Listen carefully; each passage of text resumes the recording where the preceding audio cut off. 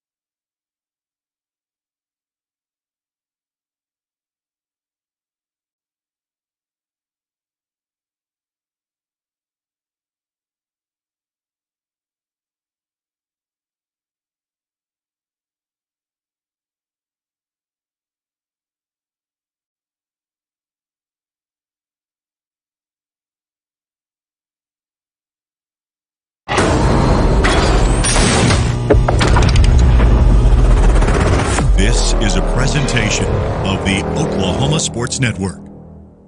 Any other use of this telecast or any pictures, descriptions, or accounts of the game without the Oklahoma Sports Network's consent is prohibited. It may not be reproduced or retransmitted in any form, and the accounts and descriptions of this game may not be used without express written consent.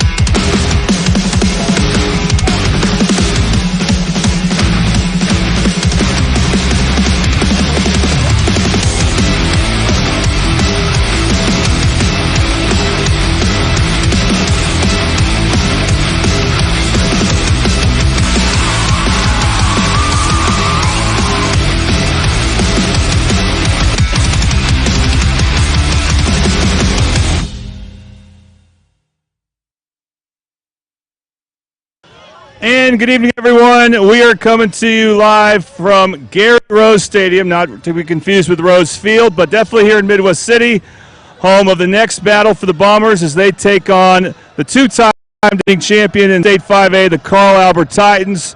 Jordan Ray, Tom Carpenter, happy to be having this game for you. And Tom, the thing is that it wasn't a pretty score for Midwest City last week, but their defense played well, and for their offense, there's a lot of mistakes that are very correctable they can make here. They can correct tonight. Yeah, catching the passes was one thing, because when we finally got the quarterback settled down, he hit some good targets and they dropped it, and we can't have that. We got to take advantage of every time we can catch the ball, get some more yardage. That way Mahmoud can get the yards running, but he can't run all the time. That's going to be too easy. Yeah, I look up here and I see the Titan tradition. They're going to have to build some more stadium up there to put all those placards up there for all their state championships. We need to start doing that for the Bombers. So that's just something we can look at. And good news is they're in a rebuilding year. I hope their young guys are not as ready, kind of like we were last week, and not quite as ready as we should have been, and hope their new guys aren't ready either. That's the only chance we're going to have tonight. Yeah, that's right. Both teams will have key two-way players out. I'll tell you more about who they are when we come back live. But coming up after this, on Tuesday night over the Bricktown Brewery in Midwest City, I got to speak with Midwest City defensive coordinator Tyler Cade and the new Agent Zero. That would be Viper linebacker Aiden Brown. Why is he zero? He'll explain why coming up. You're watching Midwest City Bomber football on the Oklahoma Sports Network, where sports is our middle name.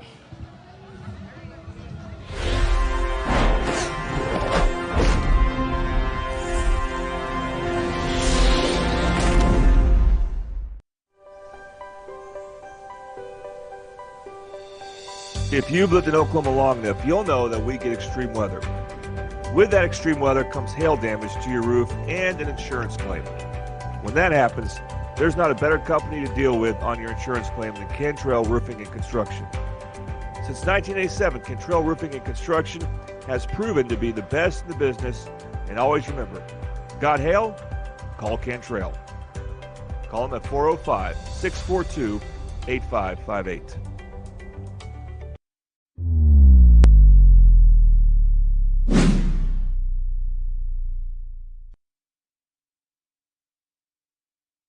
Okay, let's go ahead and talk first Midwest City Bomber football, and I'm happy to be joined by the defensive coordinator of Midwest City, that is, of course, Tyler Cade.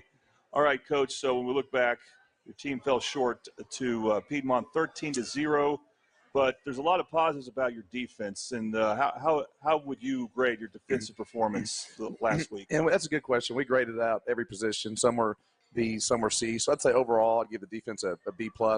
You know, there's 3 plays that really hurt us early on in the red zone. We should have got that guy tackled, but instead he got in the end zone. And then later on we gave up a flea flicker late in the game, but we were able to hold him to a field goal. So there's times that, you know, they could have got, a touchdown, but we held them to field goals. So I was really proud of our defense, the way they bowed up in the red zone and held them to 13. You know, our goal every week is 17 or less. So we held them to 13 or less, and we just got to continue to get better. They're a unique offense compared to what we see. You know, we see more spread. They're an option team. So it was a good test, and I was really proud of the way our guys showed up and handled it.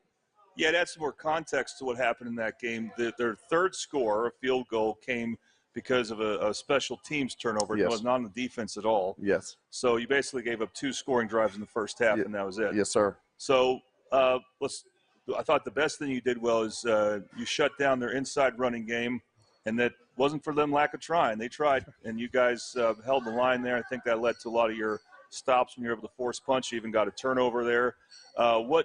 What do you attribute to that, the inside play that worked? Our D tackles and our inside linebackers. You know, we preached all week about tackling about tackling the dive, making sure we took away their first key guy. And so I thought they did a really good job with it. We mixed in some different fronts to give the centers and guards some different looks. And I thought our interior D linemen did a great job of controlling those A and B gaps. And then, like you mentioned, the turnover at the end, that was huge. That gave us some more momentum. They were kind of driving. We had to check to a little bit different front, our goal line front. AB was able to come off the edge and hit the quarterback and cause a fumble. So that was huge for us. To me, that was one of the big positives of the game, getting that turnover in the beginning of the fourth quarter to give our offense time to go score. And then one thing they did better, Piedmont, was the outside run. Mm-hmm. Some of that may have been the quarterback, his handoff. I thought when he faked the handoff or kept it, it was pretty effective. Mm-hmm. What was your message to your team about that? Yeah, that was one thing. We had certain guys assigned to the quarterback, and they just weren't getting there in time. They were a step behind. They were getting guards. So we were kind of telling them to fix their alignment to get to the quarterback better. that and the jet, what we call jet sweep, the quick handoff, getting outside. You know, it's hard to simulate that with our scout team guys, but and then we saw real speed in the game, and we adjusted better on later, setting the edge. But, yeah, we got to do a better job of playing the quarterback in those certain, especially those 3rd and 2s, 3rd and 1s where he pulled it. We got to be there to stop him. And then the flea flicker that did lead to a field goal with 1 second left. They had 1 second to kick a field goal after running a couple plays. Yep. And against Piedmont, you know, that obviously is not something you prepare for necessarily as much. So did you feel like that was just a good call on their part mostly? Yes and no. We worked a lot of because they're going to run the option 100 times and they're going to throw a deep ball on you with one of those slot guys. And so, to be honest with you, our safety, he had his eyes in the wrong spot. You know, his slot takes straight off. He knew that if his man takes straight off, he's going to man him up. So we had some bad eyes in the backfield, eyes on our key. You know, situational football, we got to be better at that, knowing there's 20 seconds, whatever it was, 20, 30 seconds, balls on the 40, 50. You know, they got to throw it to make something happen. So, you know, our safety's got to do a better job with their eye discipline, and we're going to get that fixed. And you mentioned your D tackles. I mean, you get to play some of the best linemen that you guys have in the Jones twins and Junior, who plays nose guard a lot for you. And, of course, they have to rotate it at the offensive line. How do you feel like that win? I mean, do you feel like you got him in as much as you wanted on defense? Yeah, especially early on. One of our goals, we have a lot of senior D linemen. So I tell our defensive line coaches, I want to play 12 D linemen or more because we have like 15 over there. So I always tell them, hey, get a good rotation of 8 to 12 guys. Like you mentioned, the Jones twins and Junior, they're going to take a ton of offensive snaps. So it's key that those 2s and 3s get in there and do their job. And they did the other night. You know, Brody Maddox, Roderick Dixon, those guys got in there and got after it. And you know, those are the guys I'm going to lean on going the next couple of weeks because obviously the other guys are going to play more offense and get their cardio right. All right, let's bring in one of the seniors from Midwest City here, Aiden Brown. All right, and Aiden, I'm going to turn you up here. Okay, Aiden, first question, of course, is this. 0? Number 0, huh? We're so used to you being 24, and now I got to reacclimate here. I should have that down within 2 or 3 weeks. Why the number switch? I've always liked that number, and when Coach Hall said that we had the jersey, we just got it this year. Mm-hmm. So I'll be the first to ever wear it in Midwest City history. So I thought that would be cool. I didn't realize that. Yeah. First ever. I think the high school finally started allowing the 0 number last year or two. And it doesn't have to go to a particular position, I take it. No, what we did actually, we got voted on as a staff. We said who's been here the most, who works their butt off, and Aiden Brown was that guy. Okay, we may start calling you Agent Zero some. Yes, sir. So you also play the Viper position. Yes, By the sir. way, if people think that's creative for defense, Piedmont, their defensive line, I think, was called Hammer, Nail, and a couple other things. All that creativity is on defense now. You don't see that on offense quite as much since the Wildcat thing. But anyway, Viper position, how would you describe it? The Viper position is more of a hybrid for our defense. It's a position that can cover. Mm-hmm. It's a run filler. It's a whatever. It's a glue guy wherever we need it at. Mm-hmm. Yeah, and how do you feel like you did? Again, Piedmont, you remember them from 2 years ago now. Of course, they exploded that game. They scored 60-plus points, so only 13. But this game, how do you feel about how you performed? I had a couple plays I wish I had back. Okay. But overall, like Coach K said, I graded out with about a C. There was a few sparks of good plays, like the forced fumble, a couple good solo tackles, but overall, I'm pretty hard on myself. I want to do better. Now, as a senior, do you take more? I mean, I don't know if the defense doesn't really huddle much necessarily, but do you still take command on the field? How vocal are you with your teammates? I'm pretty vocal. When we see a couple formations on film and we know what they're going to do in them, I'll make sure to let everybody know. But Keywan Landrum also does a really good job. I was about to say, I can't imagine too many people being more vocal than him. Yeah, he is. Okay, well, this has been your senior year. You're going to start looking at colleges. I thought I overheard Coach K talk about you might be visiting one here soon. Yes, sir. I got 2 game day visits scheduled for UCO and SNU. Okay, 2 good options. We'll keep you nearby. You can hopefully come around here. And, of course, you're still going to wrestle? Oh, yes, sir, of course. So you and Coach Kate will see even more of each other at that point. For sure. All right, so we're going to talk about Carl Albert coming up here. And they haven't played a game yet, but they have had scrimmages. I'm sure you got to see some of them. And you're familiar with some of the big names here.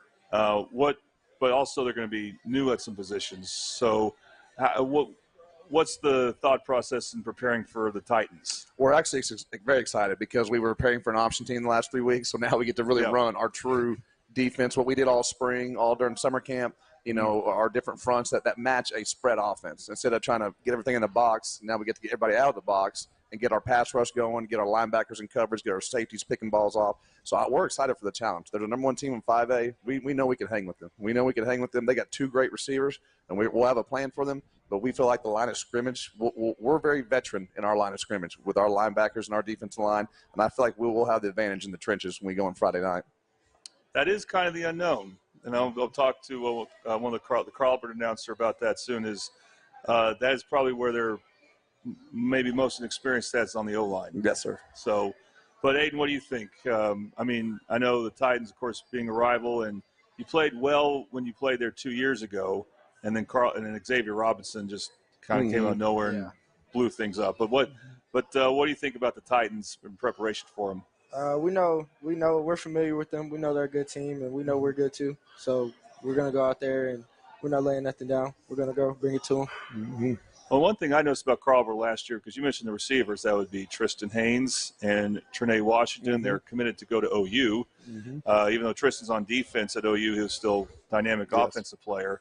You would think that they're going to get the ball to them in space, maybe some bubble screen stuff. Are you preparing for the basically the short stuff and whether they try to get yards after the catch, I assume? Yeah, and they do a good job with their quarterback of RPOing it. He does a great job of reading the outside backer where he'll give it or pull it and throw that quick slant to those guys. Then, like you said, they have all their screen game off of it. And then when you think you're getting the screen, they're going to throw a deep ball to number 7. So we're prepared for all aspects. Like AB said earlier, a lot of formations tell you what's coming. And the down and distance and formation kind of give you an idea what's coming.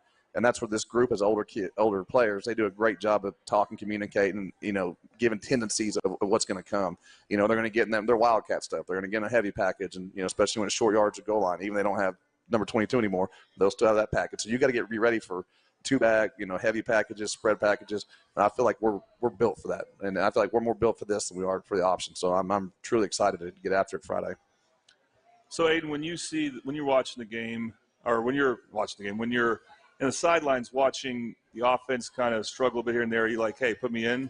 Like, because you haven't played a whole lot of offense, I don't think. Do you have a position just in case? I haven't played a whole lot of offense, but I always when I see that happen, I always want to go in just being a football player. But, I got to trust my guys too. And I know they can get it done. We got some guys. Well, and I'm sure the snaps have been worked on plenty, and you feel like that'll be better, and the receivers will be a little bit more prepared. I know that's not on your side of the ball, but I'm sure you're seeing that in practice. And I mean, those are very fixable things. Oh yeah, and that was like you said, we had pretty much one scrimmage, and then we jumped into a real game, and so we had to get those jitters out. And I think that's nothing to our advantage. We've played a real 4-quarter game. Carl Albert hasn't, and so you got to know what it's like to be in game shape and not make those mental errors. When it gets tight. And I think we'll fix our stuff. I think we have an advantage of already having a game under our belt. One more thing to think about for this game that's interesting is that, and this may not mean much to you, Aiden, but you get a bye week the following week. I don't know if that changes how many snaps players can get. You feel like, hey, you can drain them a little bit more, or if that's not even something you'll think about. Well, our D-line, we'll rotate them. They're not leaving the field. Like the linebackers, the linebackers are going to play every snap. The ones, our D-line will rotate, but as far as usually with our back end, our linebackers, they're going to play every defensive snap unless we got to drag them off. And like you said, we have a bye week coming up. We're going to have 9 to 10 days to rest up and get ready for Del City. We're going to change our weekend up a little bit, give them a Sunday off to recover and kind of be kids and go out and enjoy it. But we're going to do it after a victory. So our plan is go get a win and then enjoy your time off. And then one more thing you mentioned about the game. You did mention that you guys got a move in at safety that you are excited about. Yes. And his name's Christian, I believe. Oh, Christian is our linebacker running back, and our safety is Chance Davis. Okay, so we got 2 of them moving 2 minutes. Right. So Chance, who goes by Bubba. Yes. And he played last week. Christian, the linebacker, was the one. Yes, he did not play. As far as I know, he's going to be good to go. As far as I know, and he'll help us on offense and defense. I'll play running back. Yep. Play some linebacker, running back, and wherever else we need him. We're excited to have him addition and Chance or Bubba Davis. We've been calling it. He's been a great addition for us as far as on the back end and that receiver, and he's a great kid. Well, I'm glad you got another running back to throw in there because, I mean, I don't want to see Jaheim get worn out. You could tell last week we needed one. No. Yeah. Well, I mean, Yeah. just to give him a breather. Yeah, that's right. Yeah, just to give him a spell. Yeah, he gave everything he had. He gave it all. Yeah, maybe not be an option at safety right now. Yeah. But may not need him. Yeah.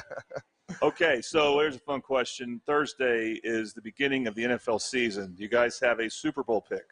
I know who he's going to pick always. You know, Always with the Chiefs. he's a Chiefs man. He's Okay. Mahomes man. Now, I'm a Bronco fan, so this is my rival right here. But we got Bo Nix, and he's going to be the Offensive Rookie of the Year. So I'm going to have to Offensive take Rookie of the Year. I'm going to have to take that, you know. So, no, that's I'm a diehard Broncos. He's diehard Chiefs. So, Okay. yeah. Well, unfortunately, just a few years ago, you had all the bragging I know. rights Yes. when they had Peyton Manning, and then Yeah. and then Pat Mahomes comes to the He Chiefs. did. Okay, so you feel good about the Chiefs getting a three-peat. Always. I never Okay. bet against the Chiefs. You know what? I mean, I've been in Oklahoma my whole life. I didn't know that many Chiefs fans until recently. I wonder why that is. Yeah. I've been a Chiefs fan since like elementary school, like little bitty. Since elementary school, so who'd you like? Kelsey, maybe? I was favorite a player? super Alex Smith fan. There Like, you when he go. broke his leg, Oh. I was hurt for a while. Mm-hmm. That was painful. He did that when he Yes. was with Washington. Yep. Mm-hmm.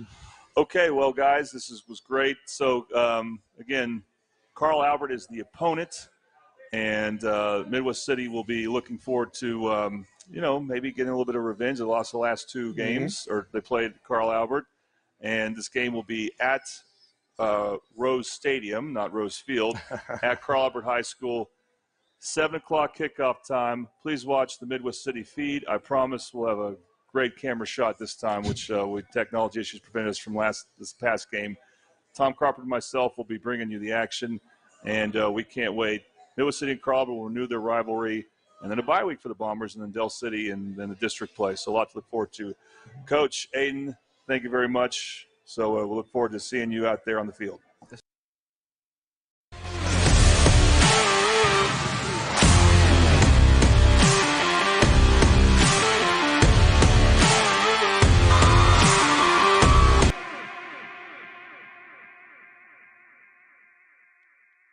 Have you ever seen an insurance commercial and ask yourself, are they really telling me the truth? Well, guess what? They're not. Somebody runs a red light, and you think all of a sudden their insurance company's going to be all neighborly about it? Insurance companies aren't in the business of saving you money. They're in the business of keeping your money. So remember, save our number in your phone so when tragedy strikes, call Rob and Will. State Representative Max Wolfley. As a longtime Mid-Del teacher, coach, and parent, I first ran for the legislature to ensure taxpayer dollars appropriated for education actually made it all the way to the classroom. That concern hasn't changed and seems even more important today. Thank you for giving me the privilege of serving the people of our district. Max Wolfley, looking out for educators, seniors, veterans, and all of us. Recorded in our kitchen after midnight. Can you tell?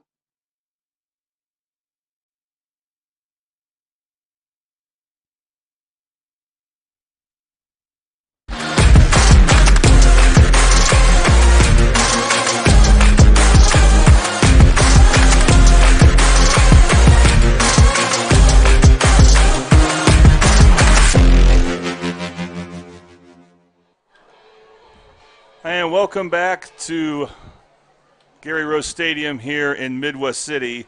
So we're about to bring you the latest rendition of Carl Albert versus Midwest City, and a very interesting game coming up here. We want to first thank Whataburger. The Oklahoma Sports Network appreciates Whataburger for advertising with us for this entire school year, not just football. And Whataburger, they got two locations. Both locations, owned by different groups, have chipped in to support this advertising.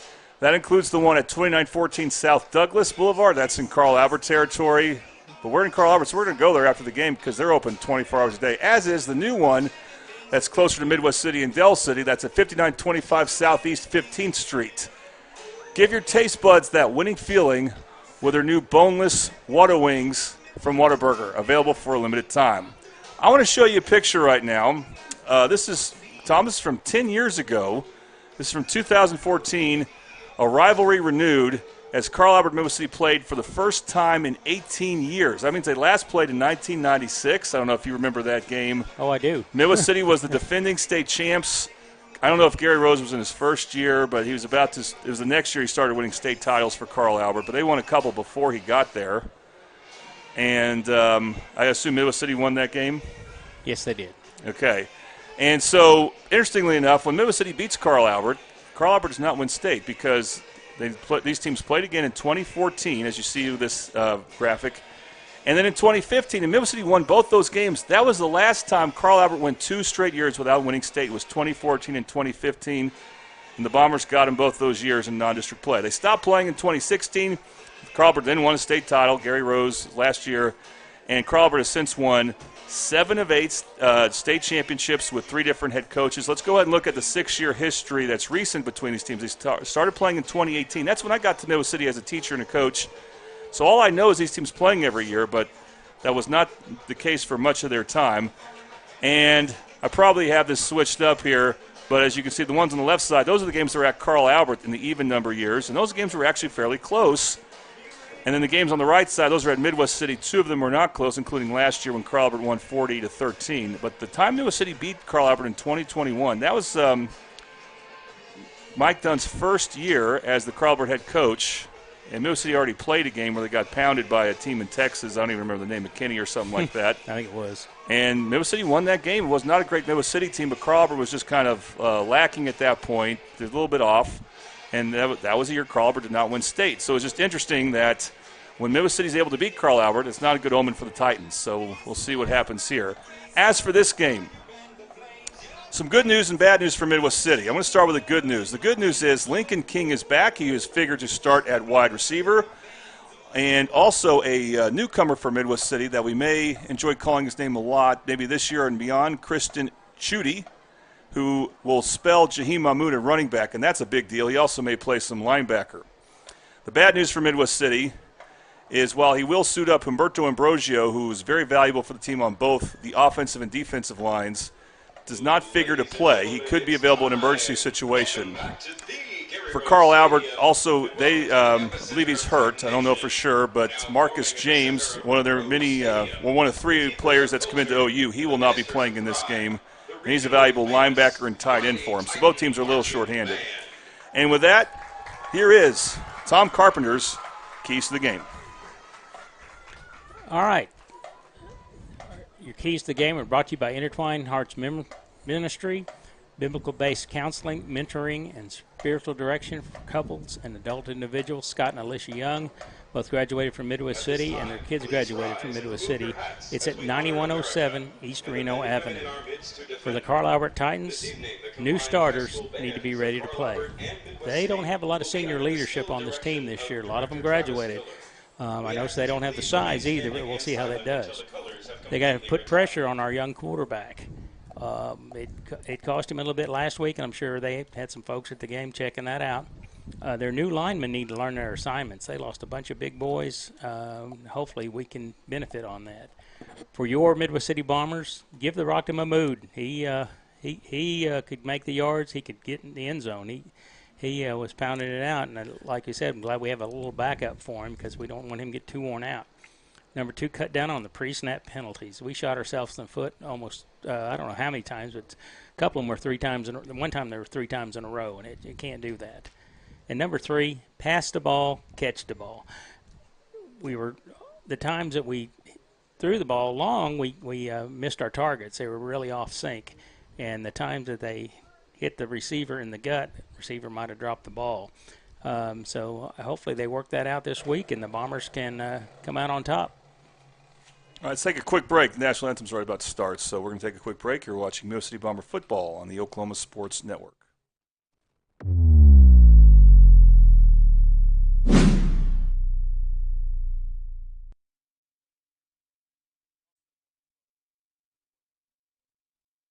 Whataburger now has new premium coffee. That means a brand new taste with new flavors. And it's coming in hot and iced cold. New hot and iced coffee from Whataburger, just like you like it. For the first time ever, Whataburger has iced coffee. So hey, get vanilla iced coffee with breakfast, caramel iced coffee with a snack. And for dinner, how about mocha iced coffee? Or just get plain. Nothing wrong with a classic. New iced coffee from Whataburger, just like you like it.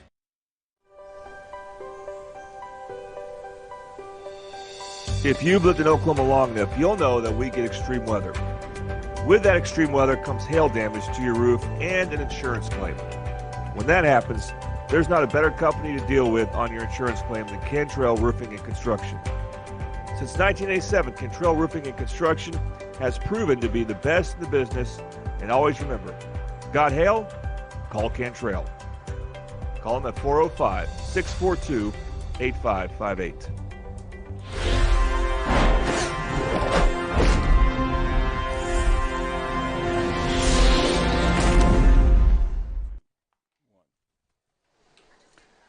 All right, welcome back to Carl Albert Titans home field. That's Gary Rose Stadium here in Midwest City, in a battle between the Titans and the Bombers. Jordan Ray, Tom Carpenter.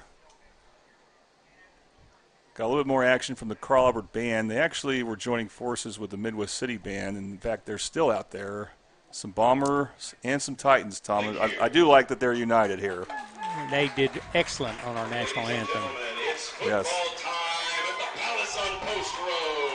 I like that. The Palace on Post Road. You got to love that. Yeah, it's the first time I heard of that, but that's a great name.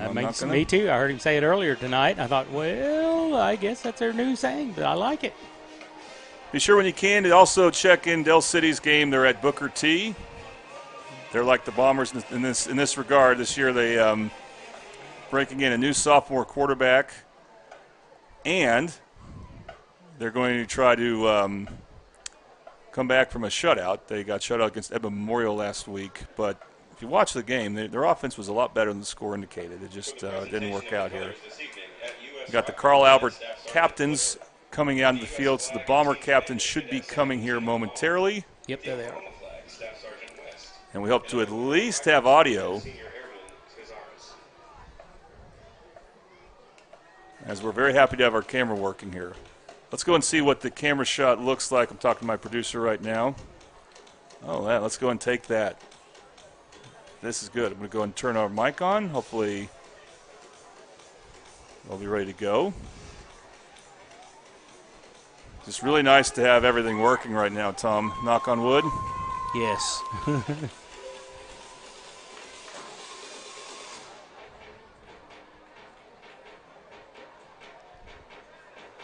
So we definitely have Josiah Johnson out there from Midwest City, one of the Jones twins. Also, Agent Zero, Aiden Brown. Tom, did you hear why he got number 0? No, I did not hear Apparently that. He's the first ever, and maybe you can verify this, he is the first ever number 0 in Midwest City history because they never offered that number. Yeah, we never, I don't think they ever, I can't recall one. Kewan Landrum also there. Not getting the audio on yet, but there we go. Help us have a good game by listening to us. All right. Safety, sportsmanship are always our 2 top priorities, okay? Any questions before we begin? Okay, White Captain, you are going to let us know what you want, a head or a tail. You're going to repeat that back to me. Mr. Burton is going to flip the players are heads, and the back of it, honorary flip coin, is tails, okay? And what do you want? Tails. What do you say? Tails is called, just flip it and land on the ground. Okay, it is tails. Thank you. And you've won the toss, and what do you want to do? Do you want to defer the second half? Midwest City wins the toss, defers to the second half. Take it you want the football. Which one do you want to kick from?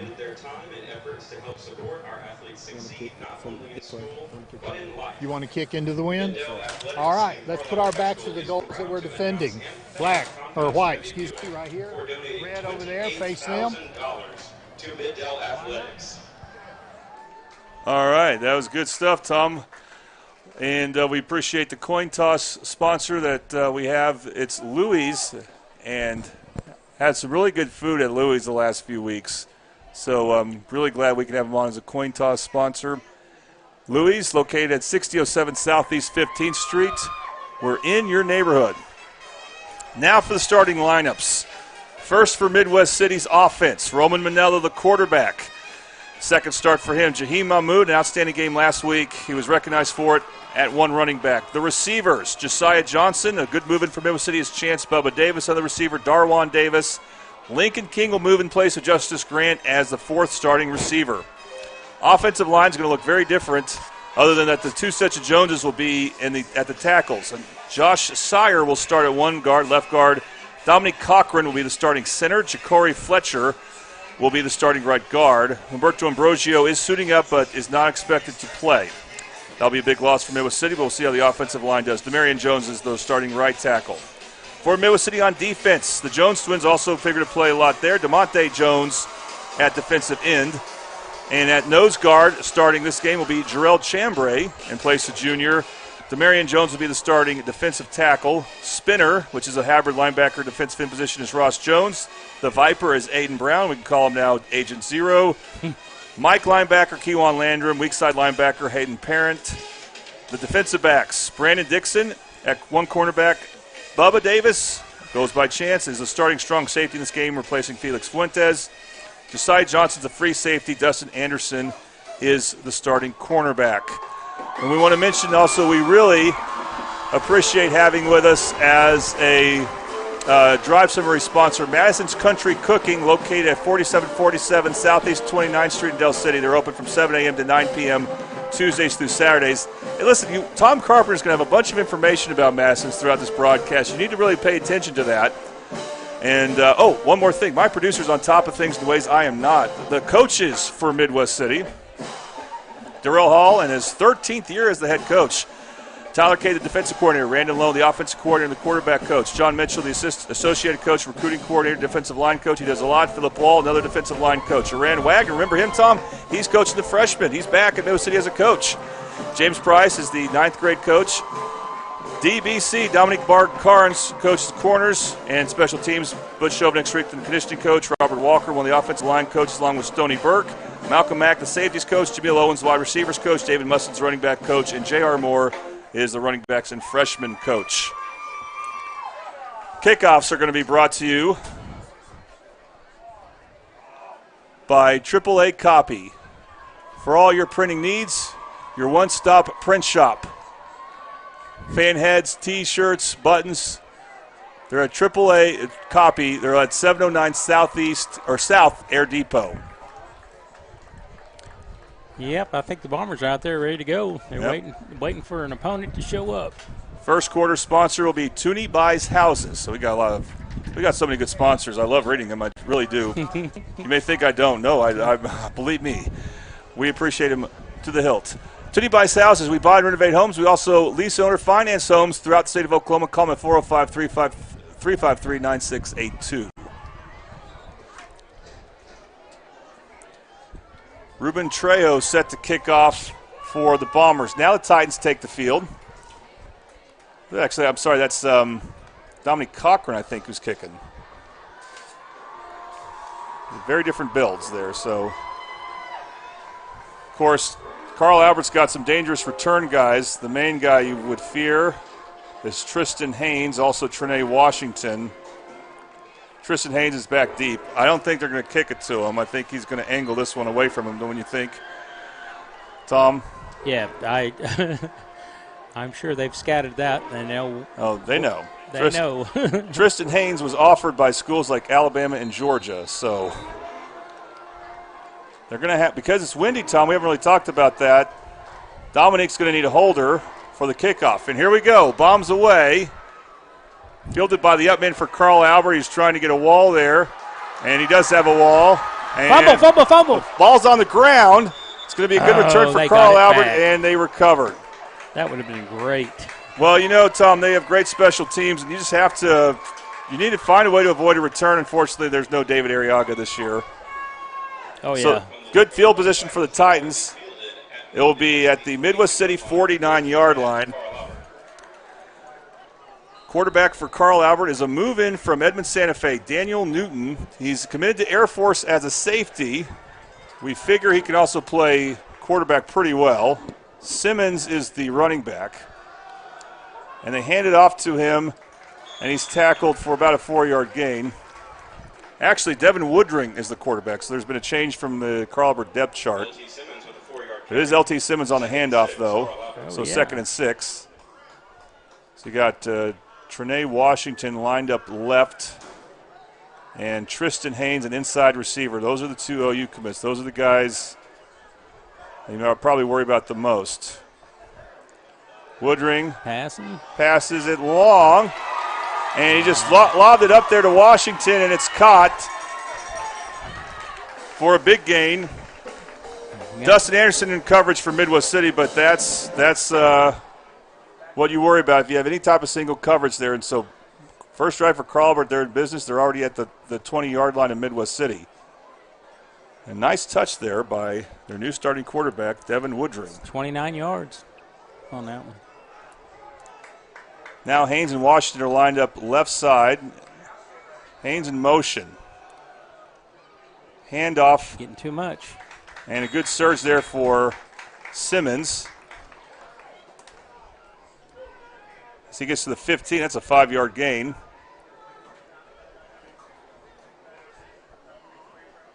Demarion Jones coming out for Midwest City.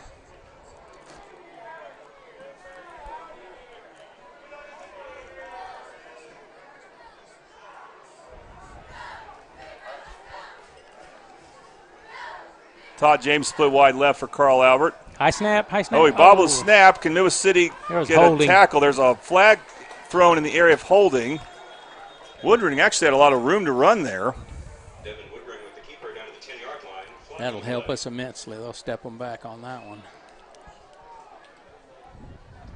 This is in the area of holding, you would think, but we'll see what the refs say. Well, I called it from up here, so we'll see if they listen to me. Okay.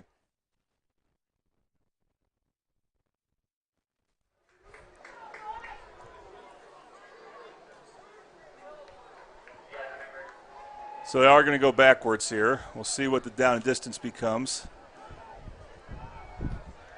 Carl Albert needs to get to the 10-yard line for a first down as they did start the 20.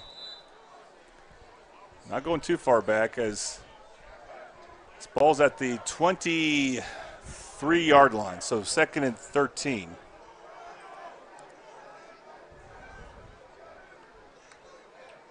Woodring.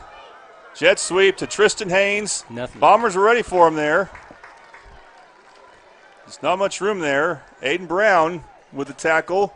Sets up a 3rd and long.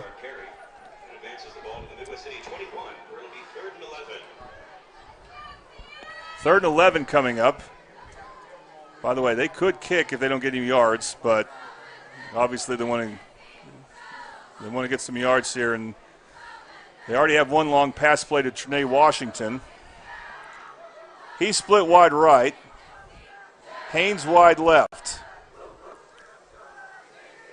Woodring slipped. Throws it short to Washington, and they were ready for him there. It's going to be 4th down. Aiden Brown again. He wasn't happy with how he played last week, but he's doing well there. I think Justin Grant is in at one of the defensive backs. 4th down coming up.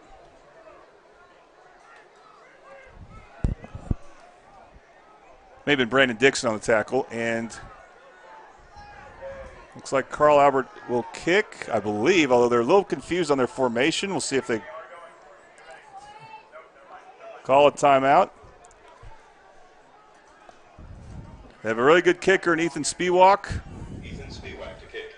Or Spiewak, depending on who you ask. He's a senior. He's tremendous. He gets plenty of leg on that. Looks good. And the kick is no good. You can't really tell well from here, but the kick is no good. And Midwest City gets a stop. And I take that as our first win. Well, Tom, just think they had a 2nd and 5 at the 15-yard line. Penalty, and then 2 plays where they defended real well against Tristan Haynes on a jet sweep. And I've already forgot what the other play was, but be 1st and 10 for the Bombers now. They're not going to have quite the field position Carl Albert did. And you kind of tell as of right now it's Carl Albert's first game. They're still in the huddle like they were for the kickoff. Midwest City, their offense is ready to go. They've already played a game. Did they call a timeout? You know what? There may be a immediate timeout. Well, also they get liquids. Yeah. Make sure they get hydrated. All right, let's go take a quick break. You're watching Midwest City Bomber football on the Oklahoma Sports Network.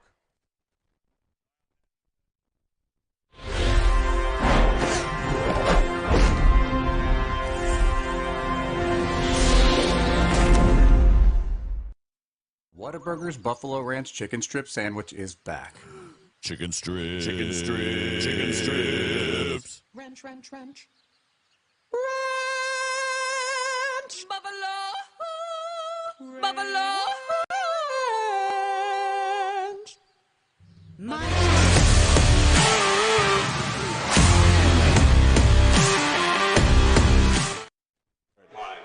All right, here we go. We're ready to start now the first drive for Midwest City. Roman Manella in the shotgun. 2 in the back with him. And here is Jaheim Mahmoud. And Mahmoud surges his way for a 5-yard gain to the 25-yard line. Tackled by Caden Davis, a name we'll call a lot for Carl Albert.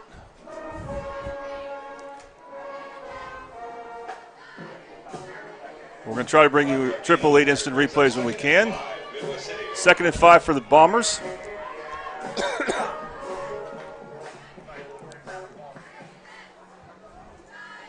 Short pass to Mahmoud, who bobbles it. You better get it. I think they're calling it incomplete. Yeah. Carl Albert had several players there. If he caught it, he would have lost yardage. So it'll be 3rd down. And a long 5 coming up. Get up, fans, because it's 3rd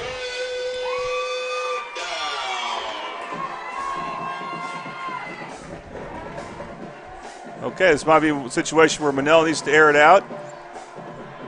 He's got receivers who probably learned some lessons from the game before, and also Lincoln King is, I don't know if he's in the game right now, but he's going to play some receiver for sure. He's also got 2 in the backfield. Fakes the handoff.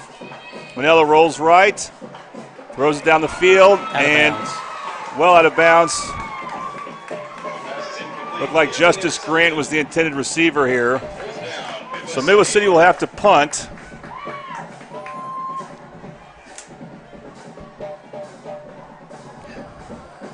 This is real important they have a good snap here. Also, they need to angle it well because Tristan Haynes is back for Carl Albert. Yeah, someone needs to talk to Mahmoud about that. After they faked to him, he didn't pick up the guy blitzing in. He could have slowed that down a little bit. By the way, Tom, looks like Lincoln King is punting. I'm aware of this here. He's a threat to fake it, but I don't think he will. This is going to be interesting. See if he can get a good snap. There's a flag. Somebody moved. Oh, delay game. Yeah, no one moved. I didn't see anything move. Okay, we're going to go from 4th. It should say 4th and 5. We're going to go to 4th and 10 now. There's another pre-snap penalty to put on my list. Yeah, unfortunately, I mean. Hadn't hurt so far, but. The punt team came out kind of late. I don't know why. And we'll see how bad this 5 yards is. Good snap. Oh, bad kick. Not a good punt. You're hoping it takes a bomber bounce, and it kind of did, but then it didn't. And another drive for Carl Albert where they start in Midwest City territory.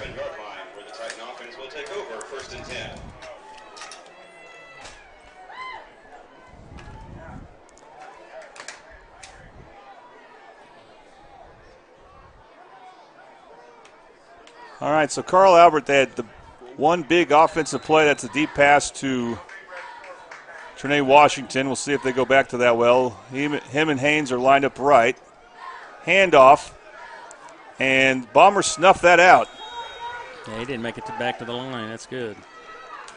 Ross Jones was there. Simmons, the running back, tackled. No gain, 2nd and 10.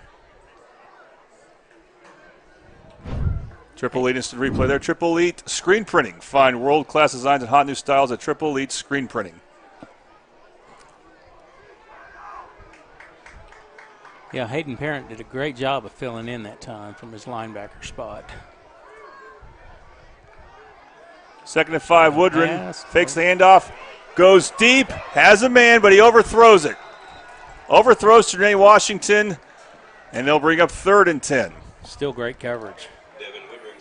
Yeah, he's going to be a hard guy to stick with, so if you can and make it a difficult pass, you've done your job. So credit to Midwest City. I mean, again, it's going to be hard to keep Trinae Washington and Tristan Haynes in front of you. 3rd and 10 now. Also, Todd James is a speedster for Carl Albert. They have a few, and he's out there. So 5, 6, 7 for Carl Albert. 3 tremendous receivers. We'll see what Woodring can do on 3rd down as he puts Haynes in motion. Again, fakes the handoff under pressure. Oh, he wobbled that ball. Gets rid of it. It's a duck, and it's caught by Tristan Haynes inside the 5. Boy, just a fortunate play for Carl Albert, and there's a Midwest City player down to add insult to injury. 54. Roderick Dixon. Roderick Dixon, we don't call his name much. We hope he's okay. He got in the backfield. Boy, that just stings. Mainly because he's hurt, but then also the pass play. Just the Bombers' secondary was not expecting a duck like that. I say it took off out of his hand. I thought, well, that could be intercepted, and our D-back did not turn around and find the ball. Had pretty good coverage, but when he lost it. All right, let's go take a quick break. You're watching Midwest City Bomber football on the Oklahoma Sports Network.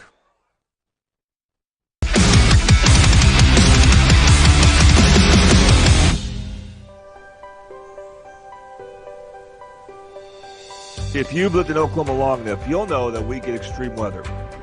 With that extreme weather comes hail damage to your roof and an insurance claim. When that happens, there's not a better company to deal with on your insurance claim than Cantrell Roofing and Construction. Since 1987, Cantrell Roofing and Construction has proven to be the best in the business, and always remember, got hail? Call Cantrell. Call them at 405-642-8558. Welcome back to Midwest City Bomber football on the Oklahoma Sports Network. 1st and goal for Carl Albert. They go with their what's called a heavy package. I think they used to call it Trojan horse, but it's a direct snap to number 4, who is not exactly Xavier Robinson with his legs, but maybe he will be at some point. But he's tackled for no gain. That's Daniel Newton, their backup quarterback, who I thought was going to start. And he gets stood up for a game of about 1 or 2, so good defense from Midwest City. Still have some work to do. Now a more normal formation. It's still Newton who's taking the snaps for Carl Albert.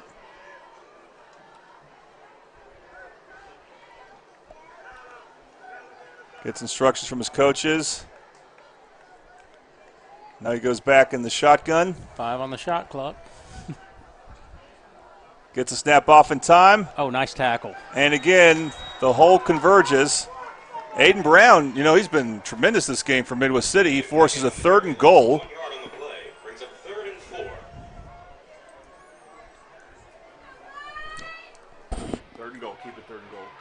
I don't want to say I'm old, but number 56 for Carl Albert is Cody Velker. I think he's the one returning lineman that has experience. I played with his grandpa in high school at Midwest City, Don Scott.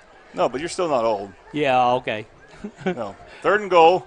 Oh, another bit of a high snap. Come on, get him. And Bomber player trips. Ross Jones, I believe, or that may have been Landrum, just tripped right before they could make a play.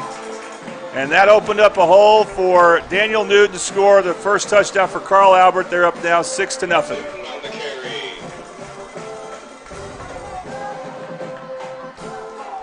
37-yard drive results in Scarlett Paydirt for the first 6 points of the evening. With 5:22 left in the first quarter, our new score.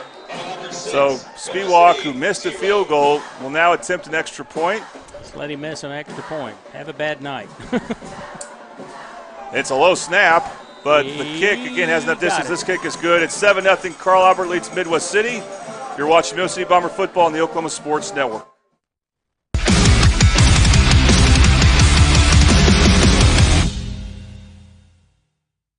Have you ever seen an insurance commercial and asked yourself, Are they really telling me the truth?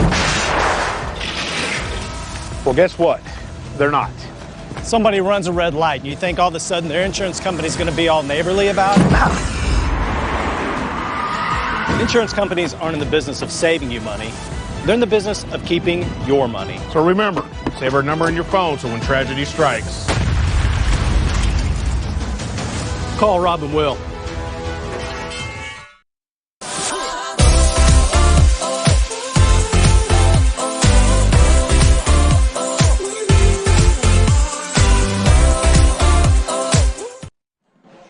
Welcome back to Midwest City Bomber Football on the Oklahoma Sports Network. Coming up here, we have a kickoff brought to you by AAA Copy.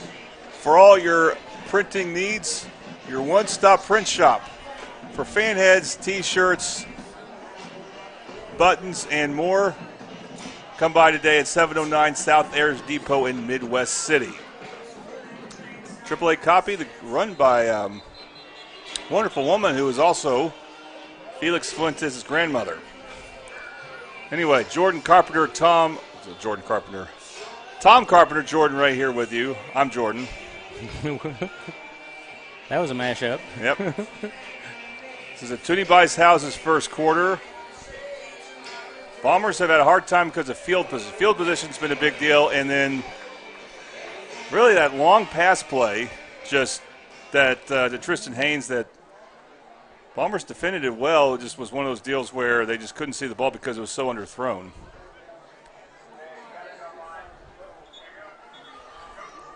And I think Midwest City needs one of two things. They need to figure out their punting situation, or they need to just not punt. Spiewak to kick off for Carl Albert. They actually have a really good punter and a really good kicker. They even have a second kicker they could rely on if they need to. Yeah, they think Spiewak's going to be an all-state kicker. I mean, he's just that good. And yeah, he's been consistent. He missed that field goal, but not by much. It looked like it was good from our vantage point. Here we go. Yep, really good kickoff. Will be a touchback. All right, Tom. All right. Drive Summary is brought to you by Madison's Country Cooking in Dell City. Have great Madison's food delivered to you by Uber Eats, Grubhub, and DoorDash. Also, seniors 60 and older, can buy one meal and drink and get the second meal and drink for free. I'm in on that deal. That was a 6-play, 42-yard drive, capped off by a Newton 3-yard run. It's 7-0 Carl Albert. Well, we were talking about you being old, Tom, so there's a reason I wanted you to read that talking point right there.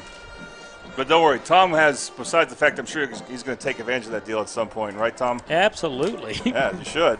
I hadn't read it before, and I thought, well, I like that one. Yep. I'll be there tomorrow just because I want to eat their breakfast. But Tom will have more information about Madison's as the night goes on. Handoff for Midwest City. Mahmoud getting a good run. That's Shaheem Mahmoud. Gets out 7. He ran on Tristan Haynes' side. He was one of the Titans that were in on the tackle. James on the tackle. It's interesting. Crawford using 2 in the back, or Midwest City, using 2 in the backfield.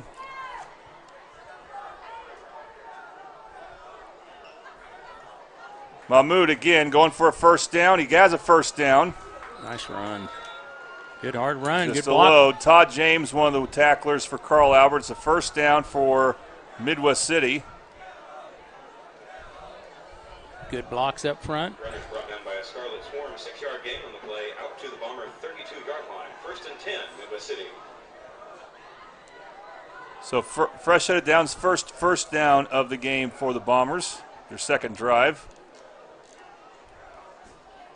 Mahmoud this time. Carl Albert's ready for it, but he still breaks tackles. What a run there. We're talking a gain of about 6, but that's about the most impressive 6 yards you will see, Tom. He was chewing up some yards there, and I mean, those guys could not bring him down. There were like 3 Titans in the backfield. He ran right into one guy, and that guy never got a hand on him. Carlvion Young with a tackle. Second down at the 38-yard line of Midwest City. This is where the ball's been almost the entire time. It has been there the entire time. We have not crossed the 50 yet, either way.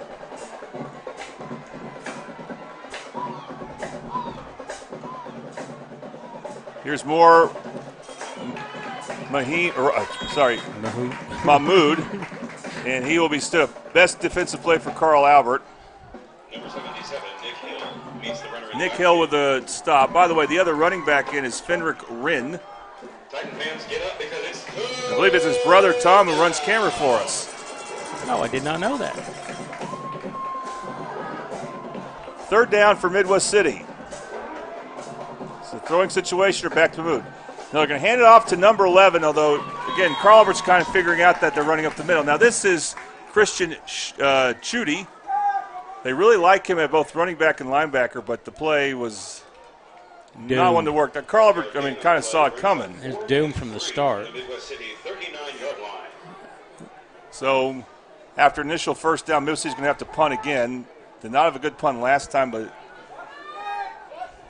Lincoln King will punt. You can hear Carl Albert Titan fans yell, "Watch the fake," and you know what? He's fast enough where he could fake. Yeah. 2 returners back for the Titans. I umpired him several times. He's a heck of a baseball player, too. Good athlete. Right fielder for Midwest City. Kicks right-footed. He throws left-handed, by the way. Not the best kick, but at least it wasn't returned. He angled it decently, but it didn't go very far. The ball will be at the Carl Albert 45. This is their worst field position. It's still great field position for the Titans. I think the key here is, Tom, for Midwest City, just watch those lobs to those big guns for Carl Albert somehow. I don't know what necessarily you need to do about that to avoid it, but you just know you can just throw up a duck to Tristan Haynes and Trinae Washington, and they can go get it. The line's not as big. We should be able to get in there and get to him. There he goes. Newton, there the he quarterback. goes. There he goes. Oh, he kept it. And good keeper for Newton. He can run. He's gone. taken off there. He's going to get inside the 20. That's JoJo to beat, and he does beat him. Nope. Or no, Stopped him right at the goal line. Boy. And there is a flag. Oh, it was something against. I didn't see what he called, but it was something against Carl Albert. They're not going to like that one.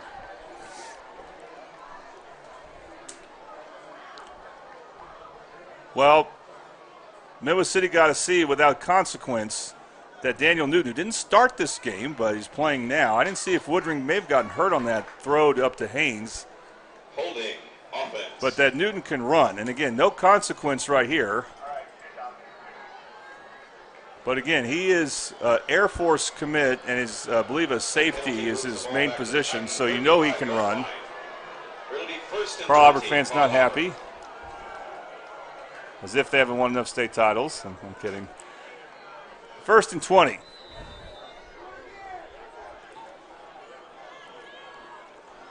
So an opportunity for Midwest City maybe to get a stop because of the down and distance. This is a run. Brody Maddox is there. That's really good momentum there by LT Simmons as he gets a little more than what you'd expect. With a 6-yard gain. Gets to a 41 6-yard gain. 2nd and 14. It'll be 2nd and 14, Carl Albert.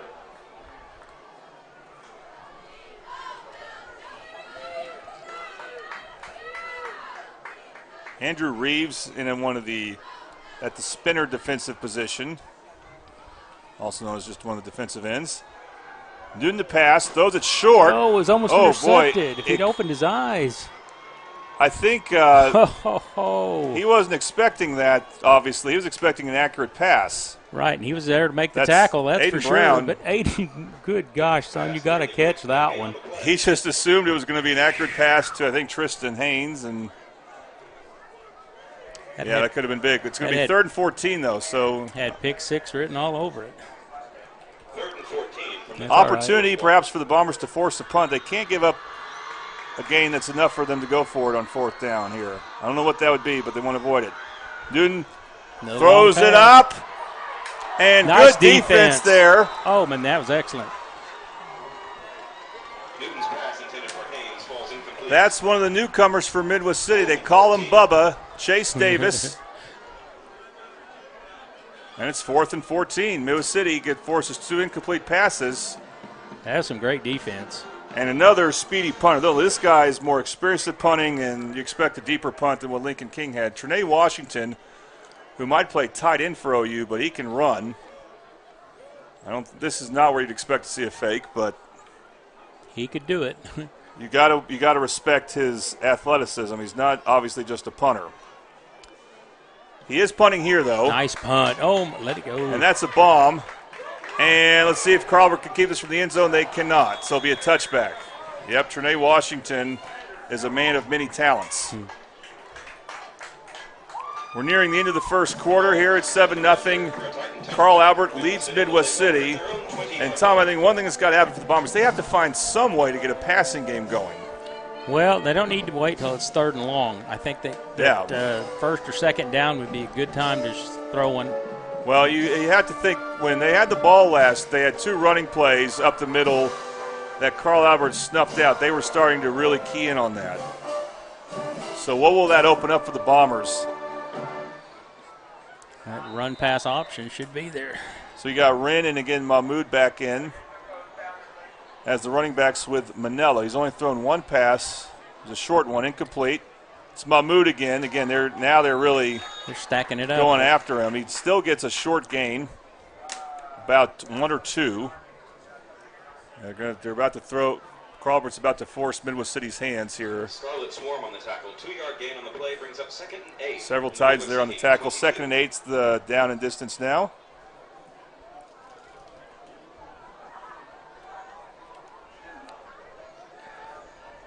So again, 2 in the backfield with Manella. Fakes it. Fires down the right side. And, it was low, but it hit the jersey. 3rd and 8, Midwest City. I think that's Lincoln King, and it's just Midwest City can't get a break in the passing game there. It's a very catchable pass. By the way, that's his 3rd attempt, I believe, for Manella. He also threw an incomplete pass down the right sideline earlier this quarter. Well, he's got one more chance here if that's the direction they want to go. It's 3rd and 8. Now Bombers have 4 receivers and only 1 in the backfield, that being Mahmoud. Trying to maybe draw Carlbert off sides. They're going to get, I think, a new play in. Okay, Midwest City, their offensive line is not at full strength because Humberto Ambrosio is not playing. Clock ran out. Option to Mahmoud. And Mahmoud cuts it back inside. He's going to get a first down. This is the first time we see him go on the outside there. 10-yard gain on the play advances the ball to the And we got the triple lead screen printing replay there, Tom, and just very shifty running. We hadn't really seen that because all his runs have been up the middle.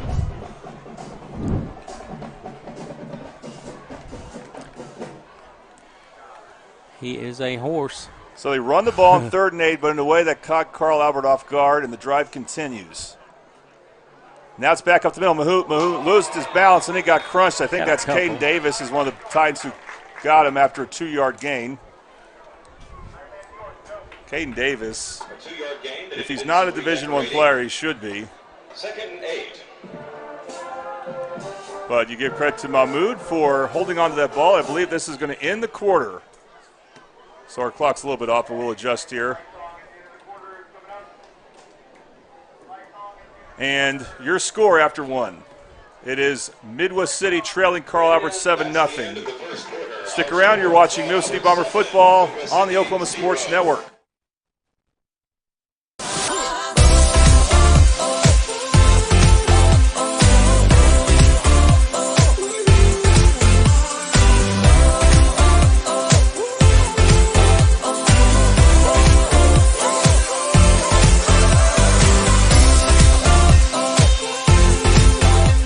Experience the best wash in town at Tommy's Express. You'll love our open and bright tunnels, easy loading flat belt conveyor, unlimited membership, and free vacuums and mat washers. Experience the difference and visit Tommy's Express today.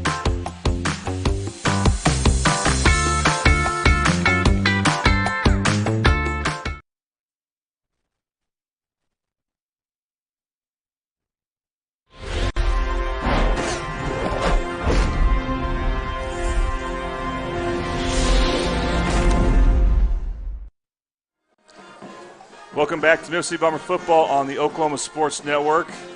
Second quarter action, and Buffalo Wild Wings is our second quarter sponsor. Buffalo Wild Wings located at 5500 Tinker Diagonal in Del City. Buffalo Wild Wings offers buy one, get one wing deals every Tuesday and Thursday. Need I say more? Nope. And we have plenty of broadcast crews here, not just ours and Carl Alberts, but others, and so the commercial breaks are a little longer, but we're about to resume play here. All right, Tom, I mean, what's important for Midwest City here? They got 2nd and 8. Carl Alberts trying to take away the run more and more. Obviously, they've got to try to complete something downfield at some point, but anything else? No, I mean, the Lions do a pretty good blocking, but, you can only do so much when you keep handing Mahmoud the ball. They know it's coming. Well, I like that they, on 3rd down, instead of just running him up the middle, they did something different. They did that option to the outside. That helped, yeah. Find different places to give him the ball. Their mission was to provide school supplies, food, living expenses, address medical needs. Let's see what Coach Hall has drawn up for this. And so far, Dominique Cochran, starting at center, has done a good job with the snaps. Oh, yeah. So that has been a problem. We have had one drop. That's been made up for because Mississippi still got a 1st down. It's Mahmoud, left side, not much room at all. And he gains about a yard. Ball's at the 36-yard line. Mississippi needs to get to the 42. So 3rd and 6.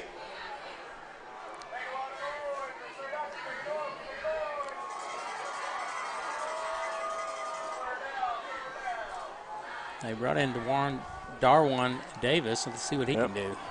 Maybe they got something for him. One of their starting receivers. Manella lofts it up and overthrows his man. Lincoln King, the intended receiver. There was good coverage there. And it'll be 4th down. Looks like Mississippi will have to punt again.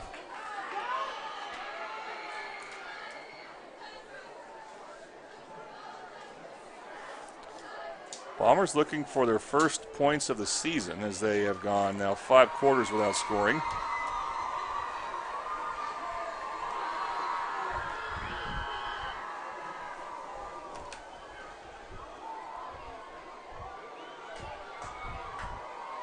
And again, Lincoln King back to punt. Only one returner for Carl, but they had 2 last time.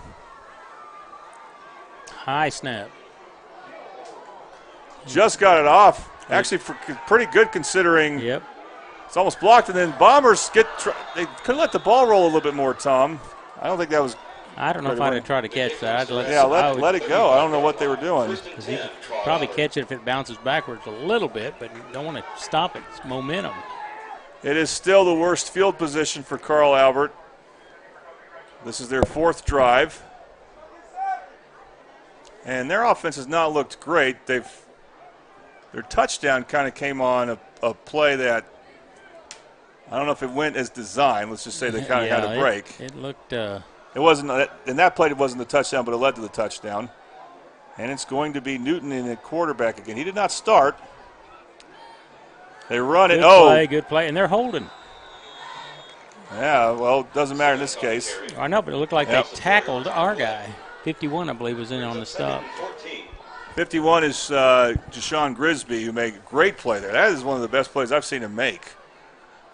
The ball, and this is where you thought Carl Albert might be vulnerable, is the offensive line. It is almost an entirely brand new offensive line. You mentioned one, the guy whose grandfather you played with. Yep. He's experienced, and at the varsity level, that's it. Newton fakes a throw. Good tackle. Aiden Brown was ready for him. Good tackle. And he got some help with some other Bomber players. Got a few yards, but not short enough. Gain at most. Gain of about a yard, so 3rd down coming up. Carl needs to get to the 45-yard line. They're going to snap the ball from their own 33, so a 3rd and 12 coming up for the Titans. They can stop here. Maybe the Midwest City can, although Trinae Washington obviously is a great punter. Yeah, maybe, and they have to get a stop here, of course, but maybe they can get decent field position and finally get something going here. Too early to ask for a turnover? Is it ever? They're going to throw. Newton lobs it up. looking for Trinae Washington. Good defense. And it's incomplete. And that throw was on target, but great coverage there by Brandon Dixon. He's pumped, and hey, he stayed up with a D1 guy. He's excited about it. He made a hell of a play. And Carl Albert, if they're punting, they're going to have a different punter, even though Trinae Washington, maybe it's because Trinae Washington ran that route, maybe a little tired. But it's number 45 for Carl Albert. That's Maddox Wilkerson. Bombers have two receivers, or two returnmen. Lincoln King is one of them. I think Felix Fuentes is the other. Good snap. Nice kick. Oh, we almost blocked it. Don't. Oh, he may have muffed that. I don't know why he went for it. Carl Albert might have the ball there. He was calling fair catch. He didn't need to do that. He was calling fair catch. Yeah. Coach better be out talking about it. He's just chewing him out. LeBron Royal, who plays basketball also for Carl Albert with the recovery. I just don't understand why you do that. And they had this issue last year. I don't remember who it was, but so Carl Albert ball at the 46-yard line. Cannot make those mistakes.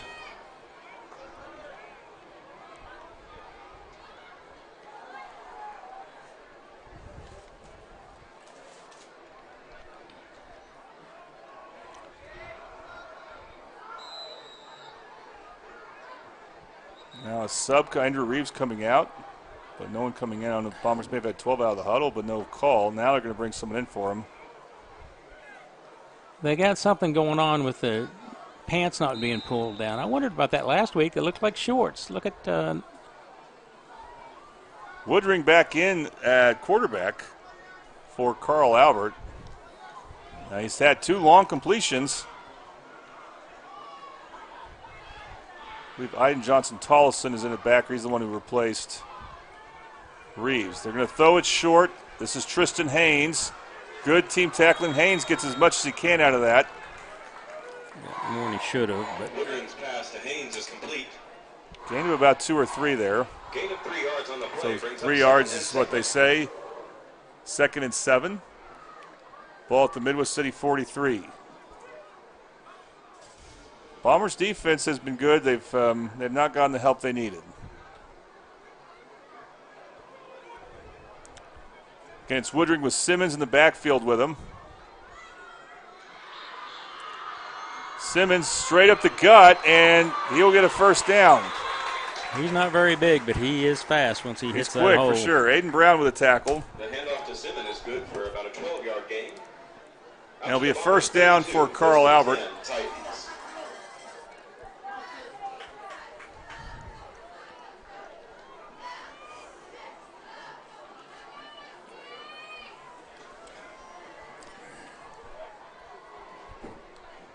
Need to get something going here on defense.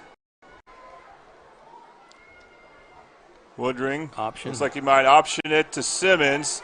Simmons gets to the outside. Oh, he got tripped up before he got a real big gain there. That's Bubba Davis with a tackle. Pitch to Simmons is good for a 7-yard gain. That brings up 2nd and 3. So 2nd and 3 there. Carl Albert's getting some good running plays now going, something they hadn't been doing. They had not been running the ball that well, but they are starting to this drive. Drive began on a muffed punt. Ball's at the 25-yard line.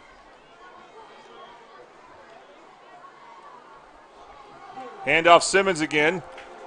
Simmons gets inside the 15, and now he's starting to really run with some purpose here. There'll be another first down for Carl Albert.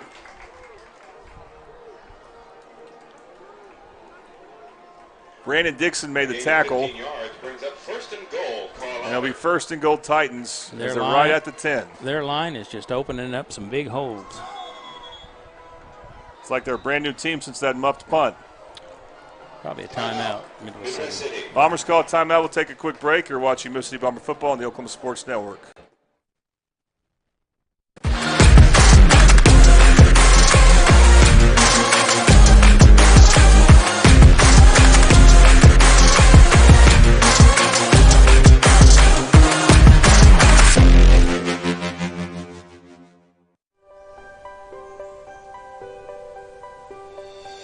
If you've lived in Oklahoma long enough, you'll know that we get extreme weather. With that extreme weather comes hail damage to your roof and an insurance claim. When that happens, there's not a better company to deal with on your insurance claim than Cantrell Roofing and Construction. Since 1987, Cantrell Roofing and Construction has proven to be the best in the business, and always remember, got hail? Call Cantrell. Call them at 405-642-8558.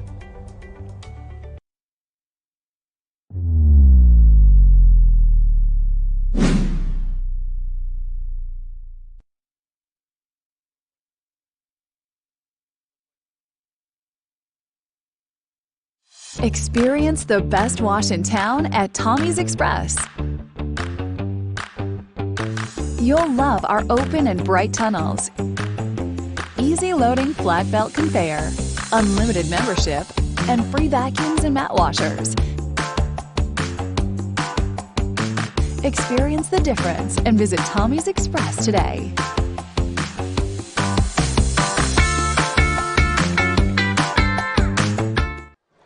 Back we are, first and goal for Carl Albert at the 10-yard line. Titans lead the Bombers 10-0. Midwest City's defense, I think they're just gotten a little worn out mentally from the position they've been put in, and they've not, since the muffed punt, their defense has not looked as good stopping the run. No, they have not. We'll see what happens here. It's a straight-up run for Newton, who's back in for Carl Albert, and he gets a good run inside the 5. Newton's carry is good for 7 yards, down to the Midwest City 3-yard line. Second and goal at the 3-yard line for the Titans. 6 foot, 200 pounds, and he is, when he gets an open hole, he can knock people down. Big and strong. No question, he's a good athlete. Direct a little snap. bit of a bad snap. He's trying to run it to the side there. Bombers' speed came through there and forces a third down. Loss of 1 yard on the play brings up Hayden Parent, one of the tacklers for the Bombers. Third down.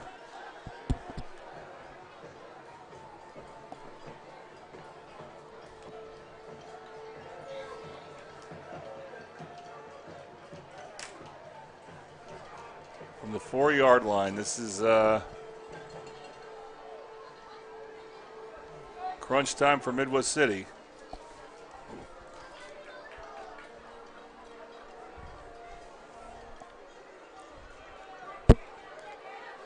He's in. And they run in. Touchdown, Carl Albert. Newton with the keeper.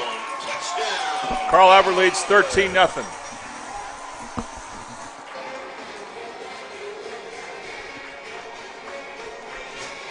Hey, when they score, stop the clock.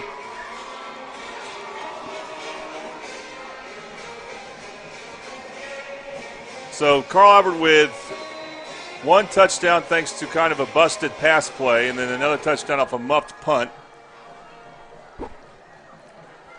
Kind of shows the Bombers have not been getting the breaks, and some of it's their own doing, especially on that muffed punt. Spiewak for the extra point. Spiewak to kick for the Titans, looking to go up 14-0.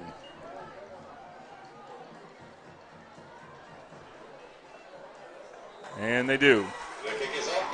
14-0 your score. Titans lead the Bombers. You're watching Midwest City Bomber football on the Oklahoma Sports Network.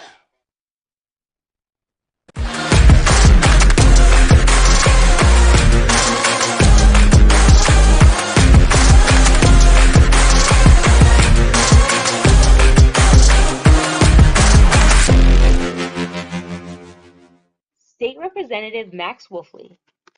As a longtime Mid-Delta teacher, coach, and parent, I first ran for the legislature to ensure taxpayer dollars appropriated for education actually made it all the way to the classroom. That concern hasn't changed and seems even more important today. Thank you for giving me the privilege of serving the people of our district. Max Wolfley, looking out for educators, seniors, veterans, and all of us. Recorded in our kitchen after midnight. Can you tell?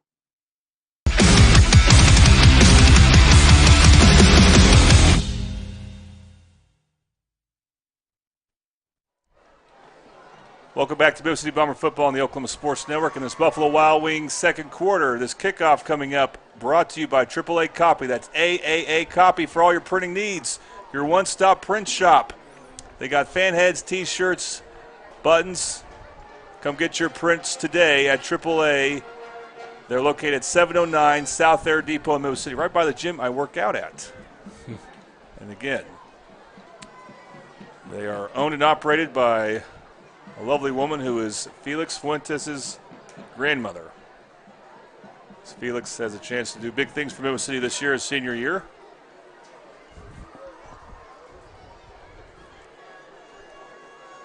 Here's Spiewak on the kickoff. Spiewak to kick. I had a chance to interview him last year on the coaches show in the spring because he plays soccer. Not surprising. Trying to get an onside kick going, and Midway City was able to fair catch it. They were betting on Midway City not fair catching it, but they did. Bombers will have it at the 32-yard line. Tom? Our drive summary for Del City. I'm sorry, I keep doing that. For Carl Albert. Drive summary brought to you by Madison's Country Cooking in Del City. Hey, you can mix or match any 2 breakfast, lunch, and dinner meals with a drink for $23.99, and I guarantee it'll fill you up. 7 play, 46 yards after the muff with a 3-yard touchdown by Newton. Here's Mahmoud, and he's fighting for yards. Again, Carl Albert's keying in on him right there. I keep the thinking initial pursuit is by Joe Thomas. Keep thinking we need to pass on first down just to see if we can get away with something. We definitely need to score. We are going to get the ball back. So if we could score here, that would be great. Midway City will get the ball back to start the third quarter. Fake him a They're move. going to go deep here. They have a Carl Albert safety back. It's bobbled, almost intercepted.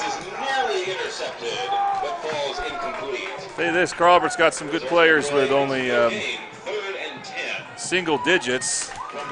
That's number 8, DeAndre Dukes. And he dropped the pass, but that play had no chance for Midway City, so it's 3rd and 10.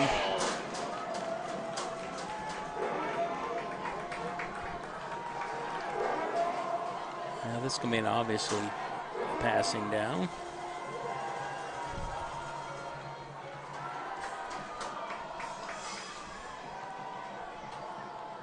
Manella goes same spot. He's open. Has a man.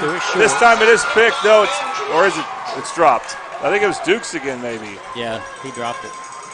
Incomplete. No gain on the play. Could have been Todd James, number 5. Bombers from their own 32.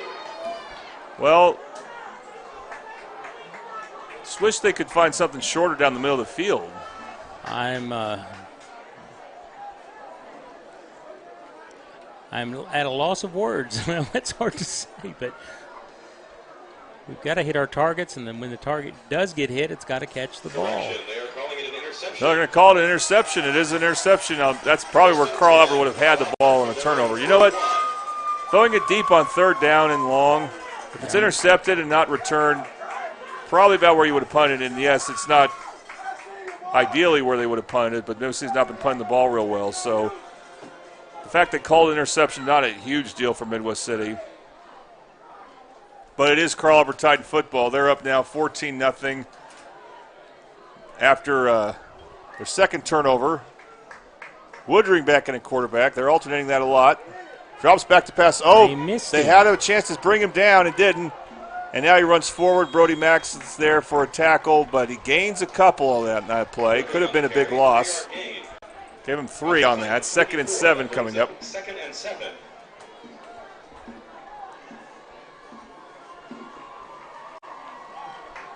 Lights are starting to show as it's starting to otherwise get dark outside. The sun is setting. Getting dark on the Palace on Post Road.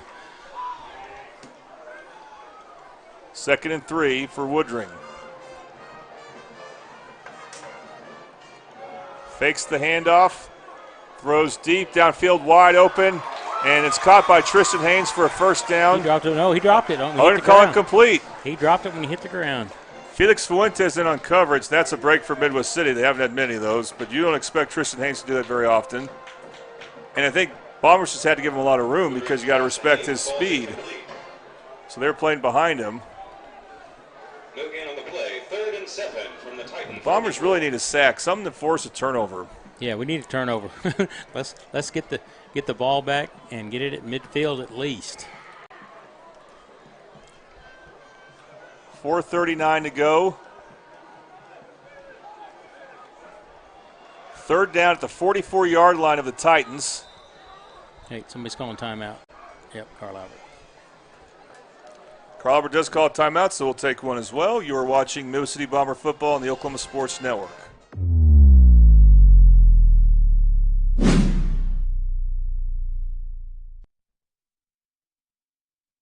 Whataburger now has new premium coffee. That means a brand new taste with new flavors. And it's coming in hot and iced cold. New, hot, and iced coffee from Whataburger, just like you like it. For the first time ever, Whataburger has iced coffee. So hey, get vanilla iced coffee with breakfast, caramel iced coffee with a snack. And for dinner, how about mocha iced coffee? Or just get plain. Nothing wrong with a classic. New iced coffee from Whataburger, just like you like it.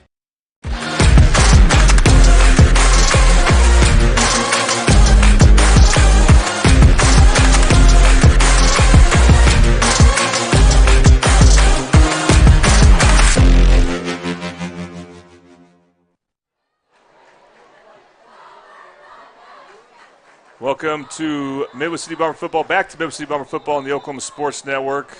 Carl Albert calling a timeout. They got a 3rd and 7 at their own 44-yard line.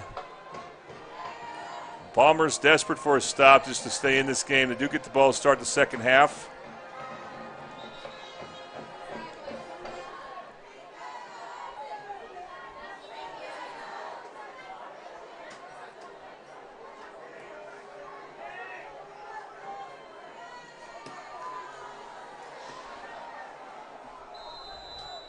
Bombers to get a break, though, on the last play. Before this timeout, Tristan Haynes dropped a pass. Not something you expect to see as he is a Division I bound player, although his main position is defense, but he can still catch the ball on offense easily.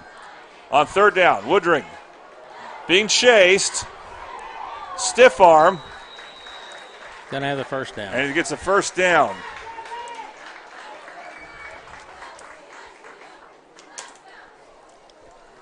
So good run by Woodring.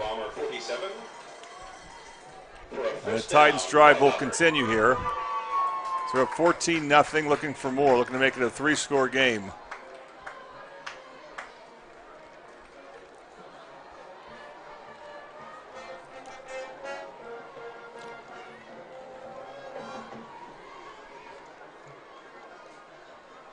Midwest City 47-yard line is where the ball is. On 1st down, Woodring to pass. That was a bad pass. Pass off the mark, incomplete. We'll take that every play. Haynes, I believe, the intended receiver. Stops the clock with 4:21 to go.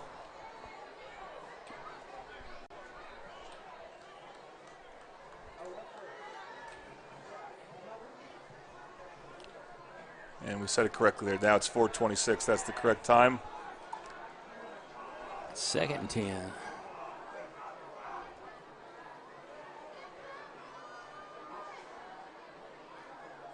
Woodring fakes it. Fakes the handoff, keeps it, and a big hole, and he's going to get a first down. And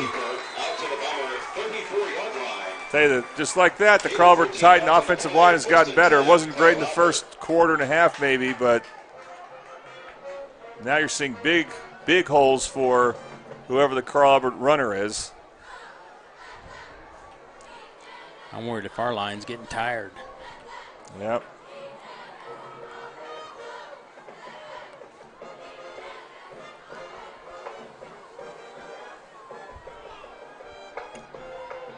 Woodring changing it at the line.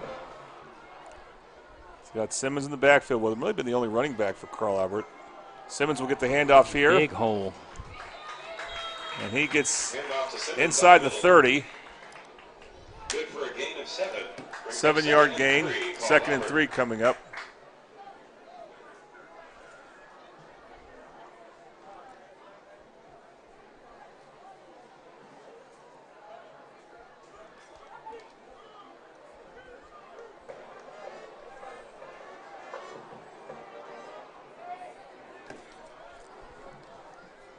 Come on, guys. Come on now. Force a turnover. And Woodring in the gun. Simmons with him. Left side. Trips to his left. Keeper for Woodring and should be close to a first down. He will have a first down for Carl Albert. 3 minutes to go. To the Midwest City 24-yard line. Titans inching closer for a third score to go up 3 scores. The Bombers are looking at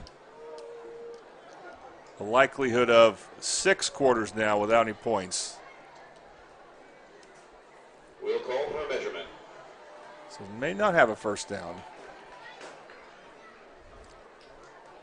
He did not get a favorable spot. I thought it was a little farther than that. So if this is not a first down, we're looking at 3rd and short, so it's not really a bad situation for Carl Albert. No, he is short. The Southwest football gate. Thank you. Nope, he got it.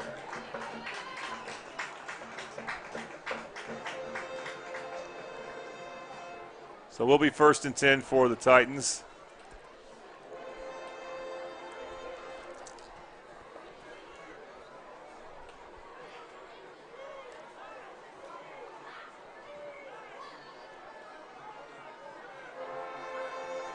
In a game of inches, we have feet. 1st and 10, Carl Albert.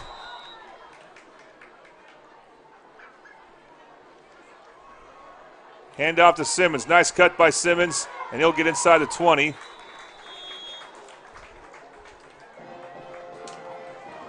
Before being brought down by Aiden Brown. Titans will live with that. Get about 5 yards each play, and they'll be just fine. Have enough time to do that, although they're not in a hurry. I thought if you're going to run the ball, you might no huddle, but they are taking their time.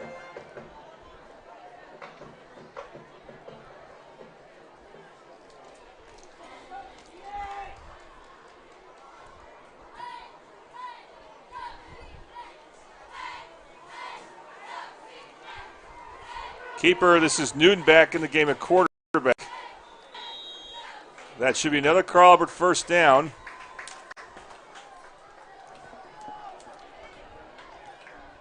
Stops the clock with 2:06 to go. First down, Carl Albert. We'll start the clock here in a moment.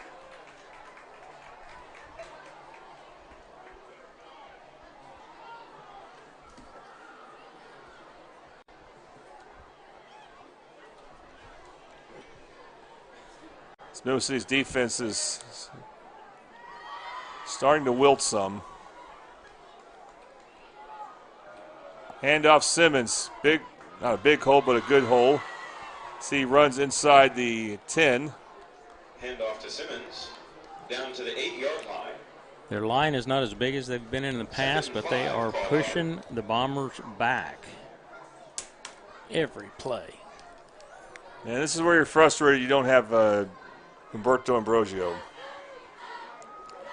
Besides being a good player, he's also a good leader out there. Yep. Newton to keep it. Gets inside the 5. 92 on the stop. Brody Maddox with a tackle. Newton advances the ball to the Midwest City 2-yard line. Minute 5. That's enough for a first down. It'll be 1st and goal, Carl Albert.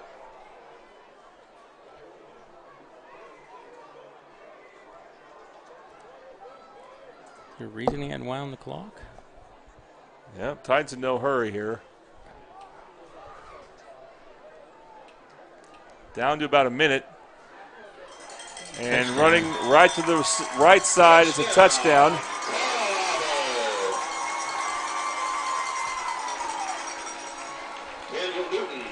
Newton on the keeper. I think he has all their touchdowns. Yes, he does. 2 3-yards and a 4-yard. With 59 seconds remaining. 20-0.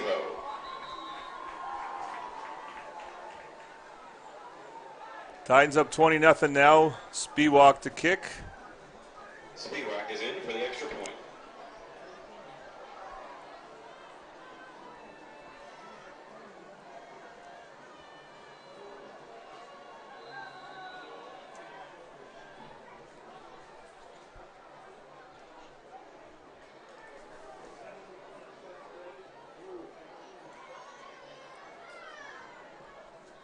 Kick is up. The kick is up, and the kick is good. And it's good.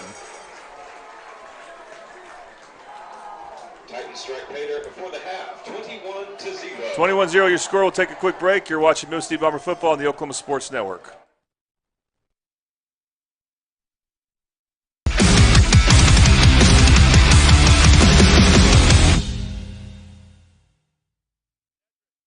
Whataburger's Buffalo Ranch Chicken Strip Sandwich is back.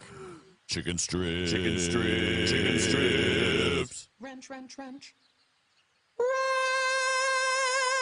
Buffalo Ranch.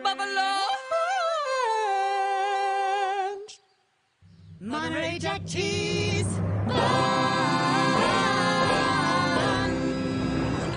The Whataburger Buffalo Ranch Chicken Strip Sandwich. A beautiful masterpiece.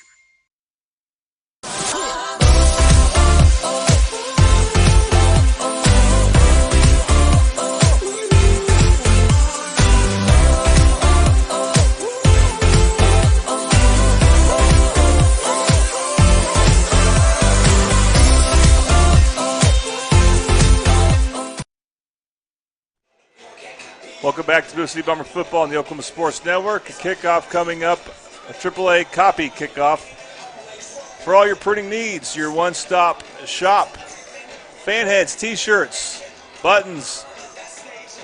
Come get your prints today at AAA 709 Air Depot, South Air Depot in Midwest City.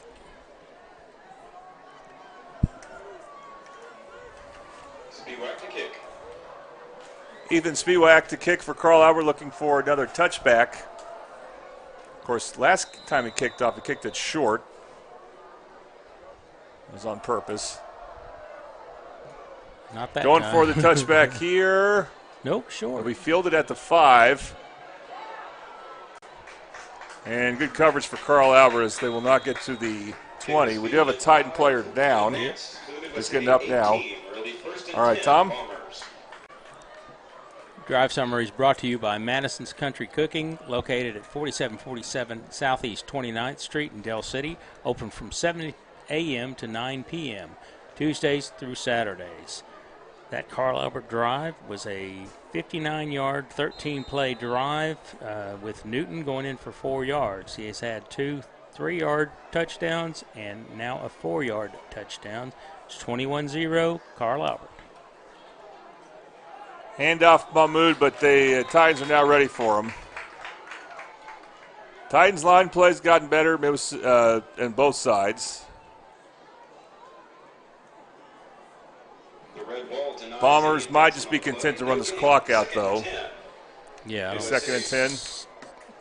Going to need to regroup and do something.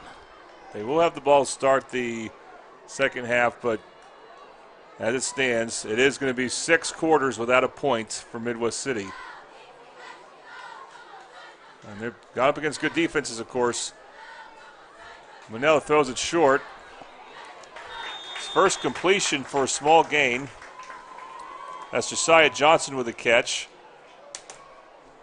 The ball is caught, and the runner is tracked down by LeBron Royal. LeBron Royal with a tackle. It's third down.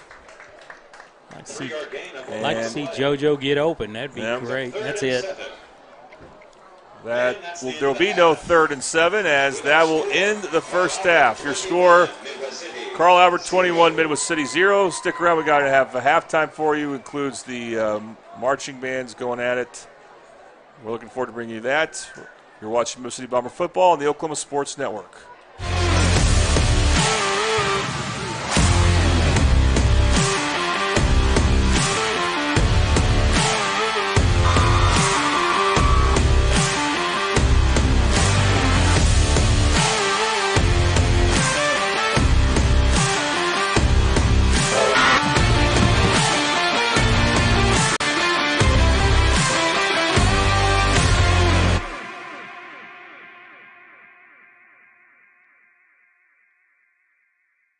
Have you ever seen an insurance commercial and ask yourself, are they really telling me the truth?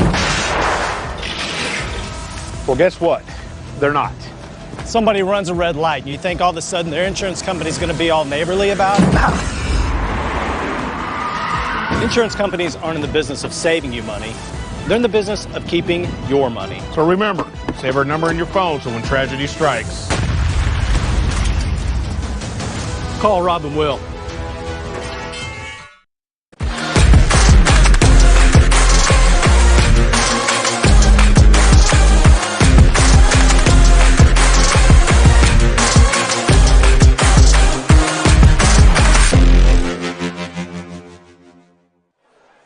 All right, welcome back to Mississippi Bomber Football on the Oklahoma Sports Network. This is halftime now. Halftime is brought to you by La Herencia, the best Mexican food in the Middle area. Whether it's dine-in, carry-out, using Grubhub, or catering, just eat their delicious food. They're located at 6811 next to Jimmy's Egg, Southeast 15th Street. Call them at 405-931-3154. The marching band will be coming after this presentation by the Carl Albert Jr. Cheerleaders. We'll have the audio up here for you in a moment.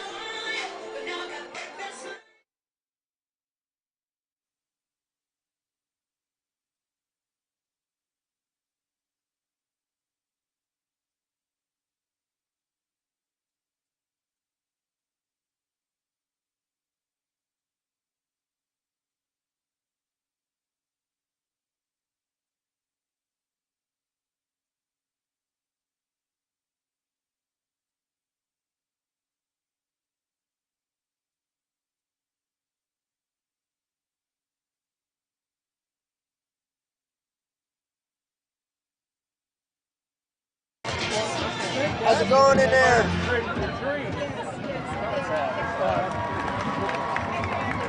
A huge round of applause for Colorado High School prom and our young proms of the future.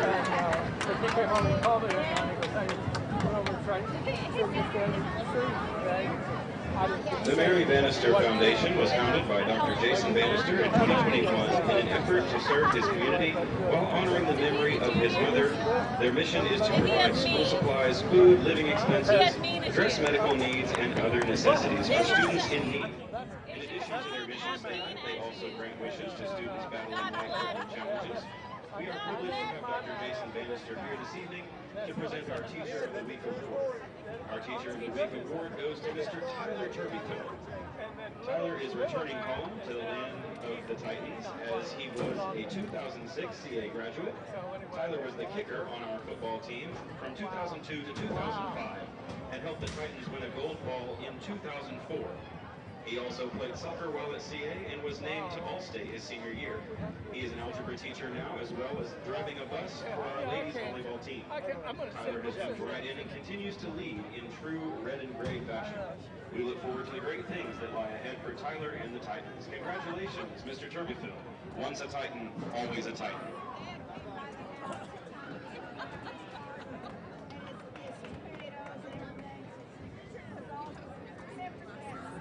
Talking about that garden, let me tell you something, Miss Evans. I had this horse pen. I mess with horses.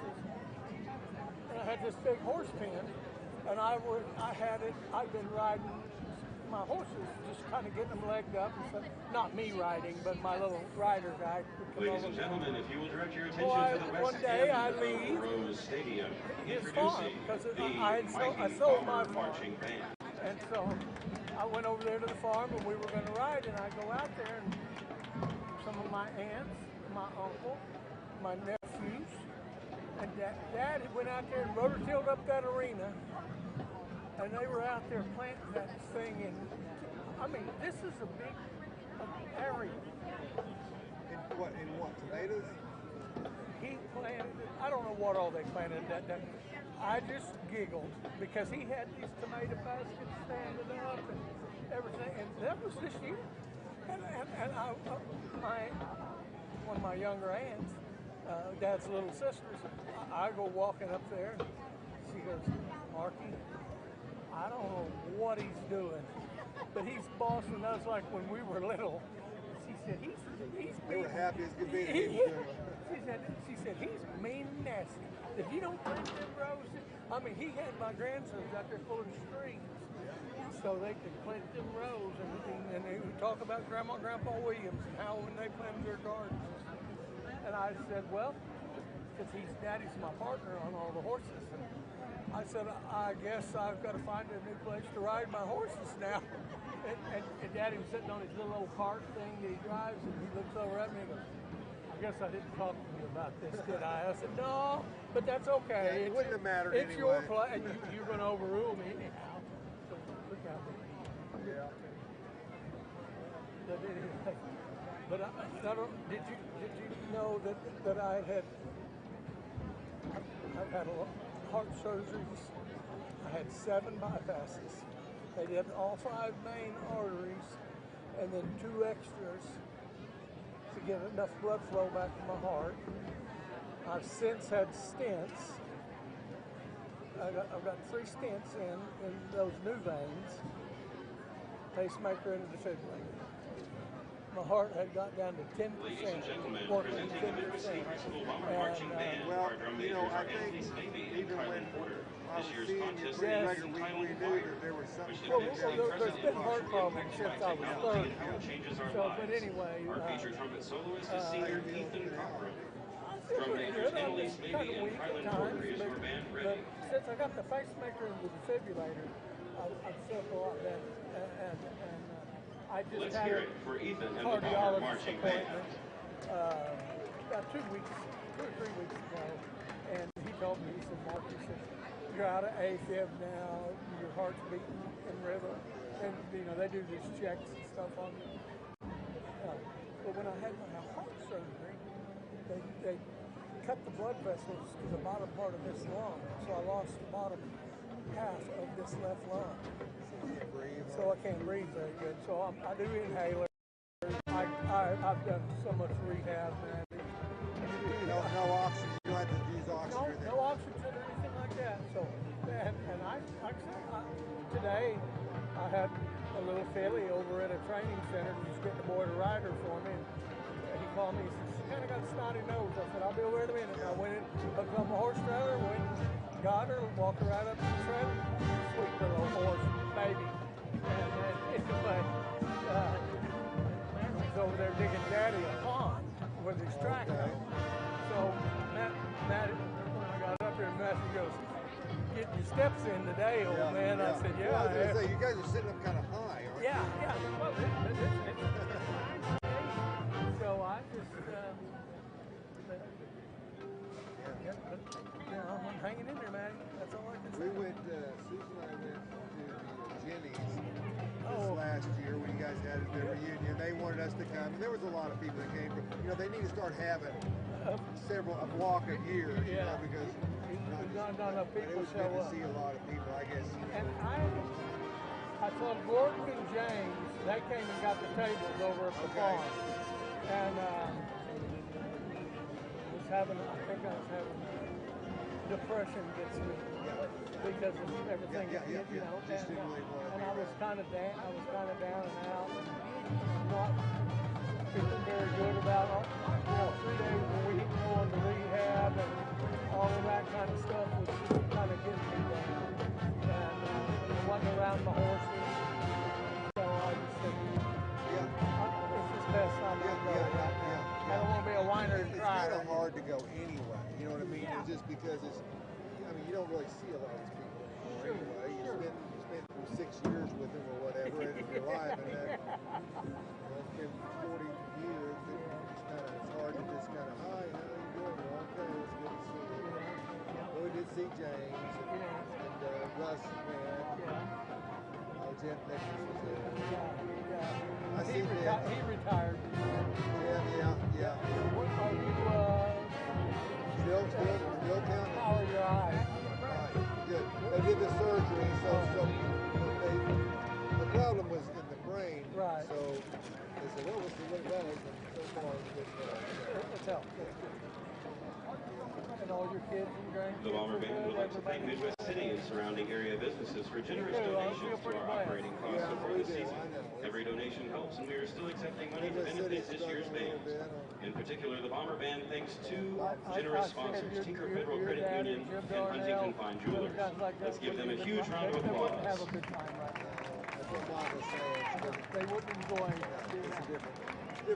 My little sister. The 2024 Bomber Marching Band staff includes band directors Marty Marks, started, I was Mark sitting with her. Hensley, Angie Shelley's Stevens, down and there? Becky Scott. Our color guard coaches are Melanie Ford and Alexis Langley.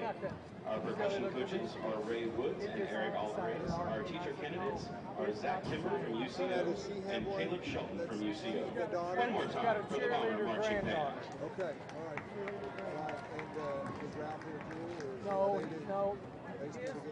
Ladies and gentlemen, it's halftime under the lights, which means we are seconds from performance and pageantry. This evening, our band is under the capable direction of Director Miller, Melissa Marks, Bernie Moore, Kate Ormstead, Fernando Serra, Will Cordell, Mari Sango, Matt Kish, Dylan Carpenter, Natalie. That's why he's got to be there. That's why he's yeah, because you don't know what she's saying. Leading the color guard this evening is esteemed director Morgan Reblinger. Ladies and gentlemen, without further delay, performing their award-winning set under the leadership of drum majors Tinsy Clay and Joseph Robinson. And William Rowett, the heartbeat of Titan Nation, and the sound of not Harley, the crown jewel of the palace on Coast. Principal Goggins and Director Miller proudly present the 2024 Mighty Titan Marching Band. Every time I saw him, he knew everything about me and family and everything going on. I mean, he would always ask.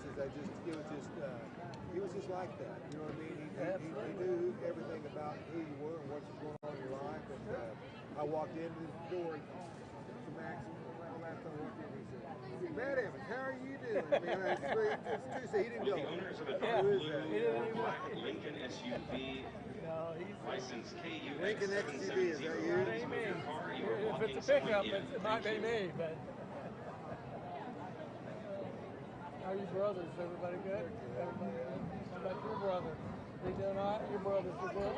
Can they get through? Russ? Yes. When they record, Russ still down in Texas.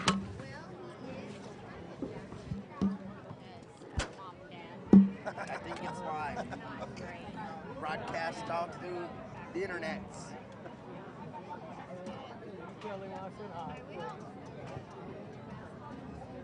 Maddie, I'm so glad to see you. I love you with all my heart.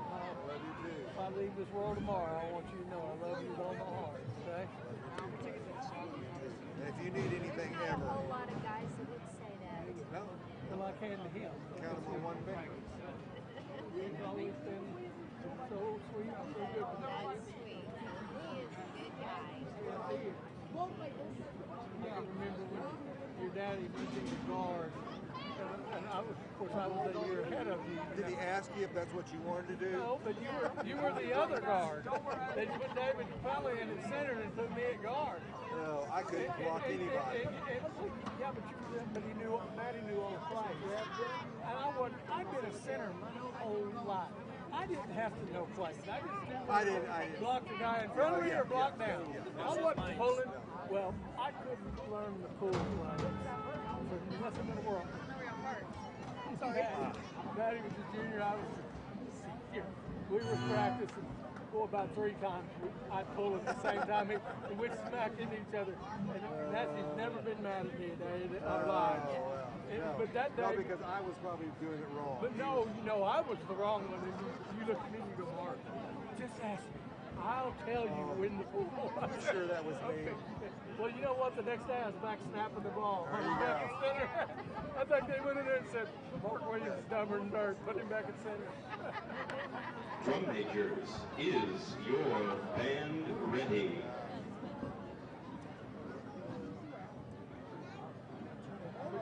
Your mom and daddy are still. Your 2024 Mighty Titan Marching Band. They're getting around pretty slow, just like the rest of them. Yeah, everything's as good as it can be. That's good.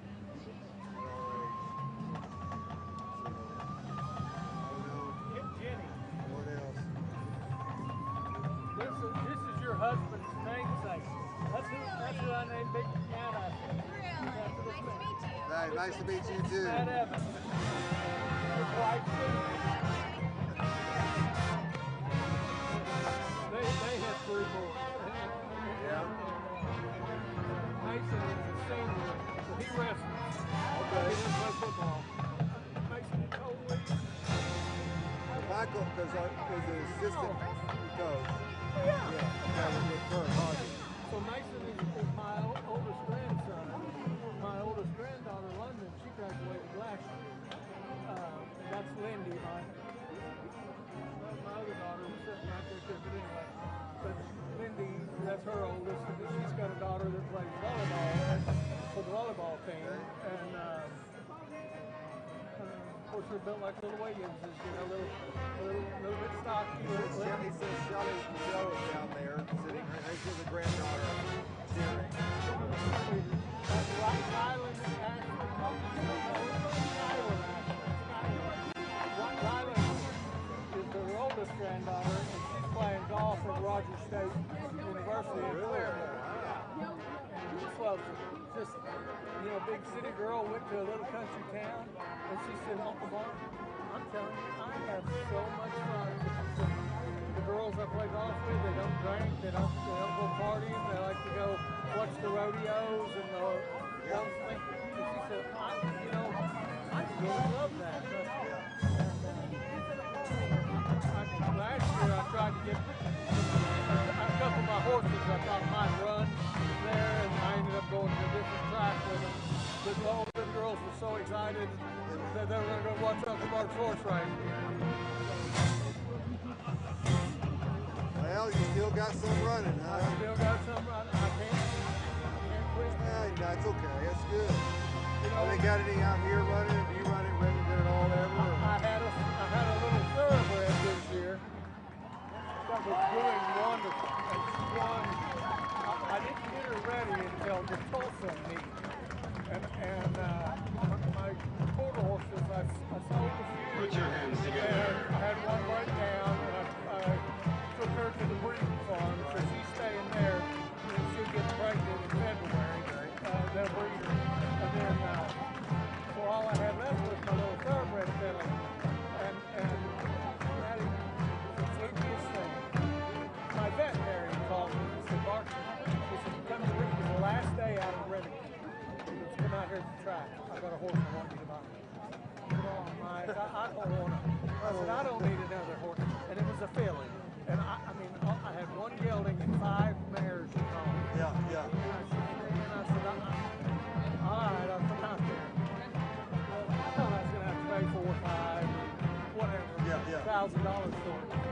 And I looked at her and I said, well, she's wormy, she's hungry, she's too little to be racing right now. He goes, exactly my point. That's why this filly needs you. Take her home, do what you do, feed her, let her turn her out, let her feel good. We would like to take this How time to much is thank this our going to cost? corporate sponsors for the band, Louis of New City, Joiner Mental I Health thought he was Services, going to say Langston 15,000. Afterwear New City. It's a good thing you didn't say 15. And leave it at that. You're right. We thank you for supporting our students.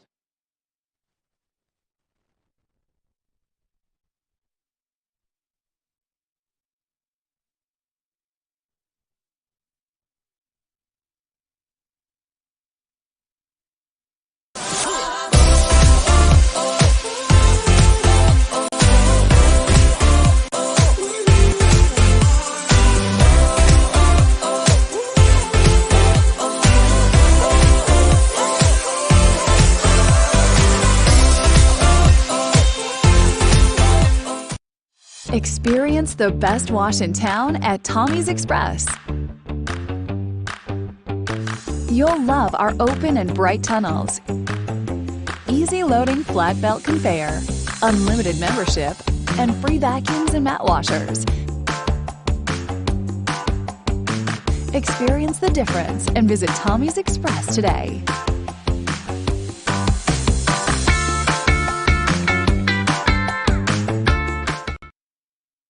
State Representative Max Wolfley.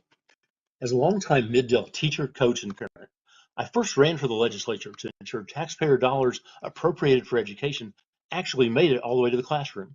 That concern hasn't changed and seems even more important today. Thank you for giving me the privilege of serving the people of our district. Max Wolfley, looking out for educators, seniors, veterans, and all of us. Recorded in our kitchen after midnight. Can you tell? Whataburger now has new premium coffee. That means a brand new taste with new flavors. And it's coming in hot and iced cold. New hot and iced coffee from Whataburger, just like you like it. For the first time ever, Whataburger has iced coffee. So hey, get vanilla iced coffee with breakfast, caramel iced coffee with a snack, and for dinner, how about mocha iced coffee? Or just get plain. Nothing wrong with a classic. New iced coffee from Whataburger, just like you like it. Whataburger's Buffalo Ranch Chicken Strip Sandwich is back. Chicken strips. Chicken strips. Chicken strips. Ranch, ranch, ranch. Ranch. Buffalo. Buffalo. Ranch. Monterey Jack cheese. The Whataburger Buffalo Ranch Chicken Strip Sandwich. A beautiful masterpiece. Have you ever seen an insurance commercial and ask yourself, are they really telling me the truth? Well, guess what? They're not. Somebody runs a red light and you think all of a sudden their insurance company's going to be all neighborly about it? Insurance companies aren't in the business of saving you money. They're in the business of keeping your money. So remember, save our number in your phone so when tragedy strikes, call Rob and Will.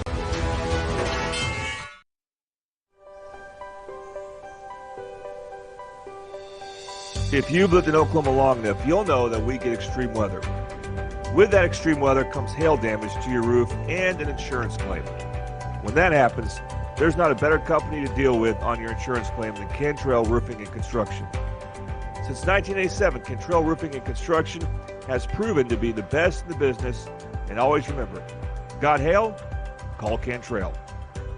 Call them at 405-642-8558.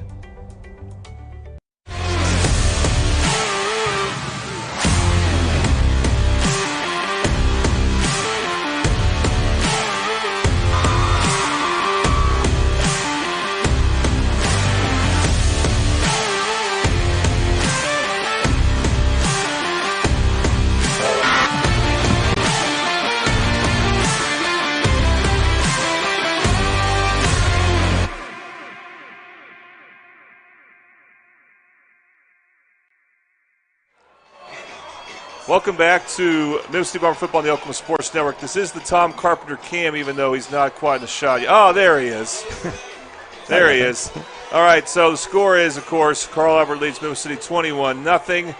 This is Jordan Ray, joined also, of course, with our producer, Sarai Rawls, who's doing a great job, and Tom Carpenter, of course. Tom down 21-0, and competitive game for the first quarter and a half, and things just got away from Midwest City. That muffed punt really is the turning point to me. But Midwest City will get the ball to start the second half, and what is it we need to see here? Well, it's like the keys to the game. For Midwest City, we gave the rock to Mahmoud, but that was getting to be predictable, and that's what got us in a lot of trouble because they just handing him the rock, and when you do that all the time, they're going to know to key on him. Yeah. We had a few pre-snap penalties, wasn't too bad, but again, our passing game was not quite there. Up there.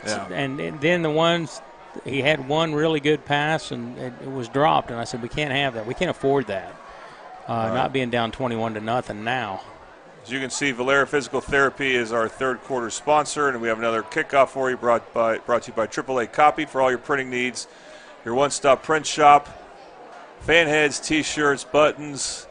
Come get your prints today at AAA. They're located at 709 South Air Depot in Midwest City, and it's not like Triple Elite. It's 3 A's. That's why we call it AAA. AAA Copy. And Copy spelled with a K, which I think is really cool. It goes well with kickoff, doesn't it? Yes, it does. It will be Ethan Spiewak, who's had a good game for Carl, rather than one missed field goal, but high school, you live with that. He's about to have a touchback here. Second touchback kicking to this end zone. And the Bombers will take over at the 20-yard line. Third quarter sponsor, again, is Valera Physical Therapy, located very close to Midwest City High School. Are you looking for top-notch physical therapy services? Look no further than Valera Physical Therapy. Your partner in wellness, in addition to traditional rehabilitation, Our dedicated team offers a range of specialized services. They're at 7005 Southeast 15th Street, suite number 200. And I used one of their facilities last year to rehab my knee, and they did a great job.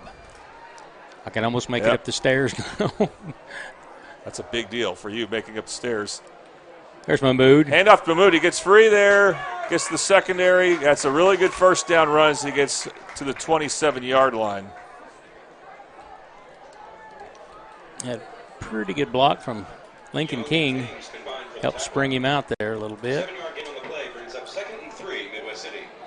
The only question is, can they sustain something like this? We got to drive it all the way down. We got to score this time. This is going to be really ugly if not. Yeah, the Bombers are looking for their first points of the season. And then we have a stoppage for some reason. I don't understand what that. Oh, the knees are showing. That's all it can be. They had to take out a Carl Albert Titan player. Yep, he's reaching down, going to fix his britches. I didn't understand that was a rule. Yeah, I noticed that last week. A lot of them were doing that. At least they're being fair about it. There's first down. First down yards for G. Mahmoud. By the way, the Titan player that came off is Carl Vion Young. His brother was a student last year at Middle City High School, came in November, and led the basketball team to a 5A state title. One of the teams they beat on their run to the state title was Carl Albert in the state semifinals. It's kind of strange. They're both in the same grade, but one is at Carl Albert and one was at Midwest City. He's now at a prep basketball school. I don't know if it's really a basketball school, but a prep school where he's playing basketball in Arizona. Anyway, near the 36-yard line of Midwest City, they get a first down here. Handoff again. Oh, Mahmoud dropped the ball, and they think Carl Albert thinks they have it. No gain on the play. No. They don't. No. Trey Washington really thought they did, but they lose 3. You got a lineman down. That's not good. Oh, they did No, do it too. they are saying it's Carl Albert football. Well, Mahmoud's been so solid with the ball there, and for some reason he just didn't have it for very long in good control. And now again, Carl Albert has it with great field position. Once again, they were swarming where he was at, and that's a good way to rip that ball out of there.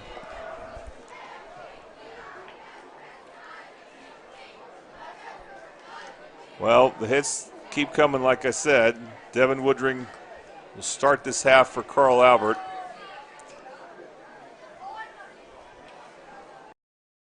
Left side, cuts it back and gets a really good run.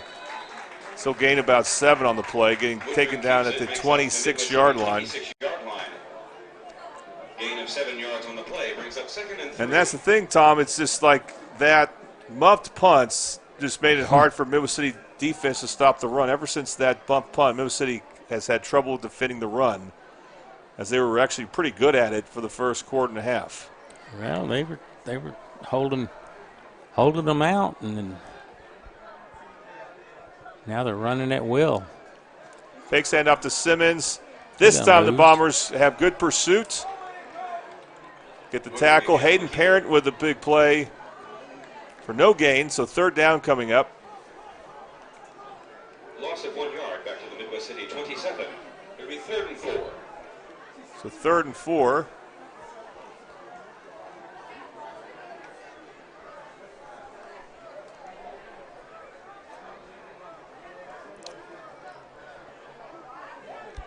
Let's get an interception. I'm asking for it. We'll see if they even throw it.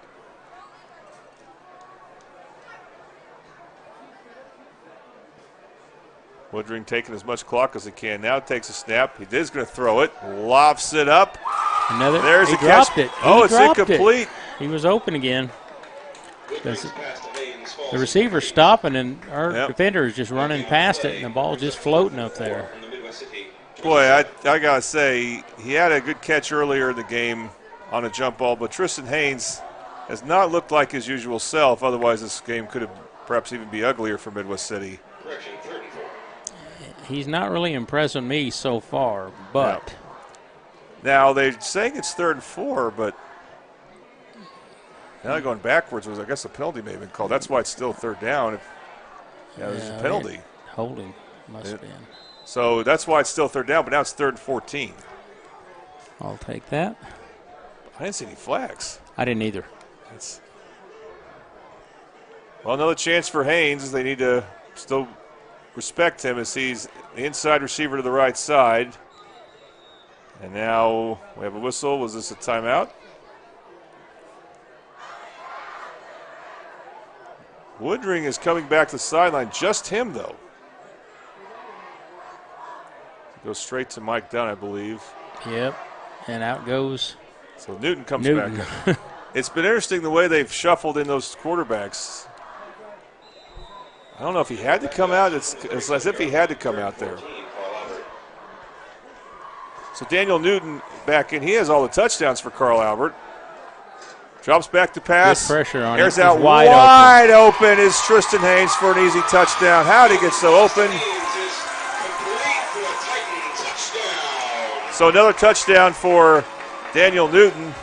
Couldn't have asked for an easier touchdown pass. 8 seconds remaining in the third quarter. Our new score, And it's 27-0. Albert, 0, Midwest City.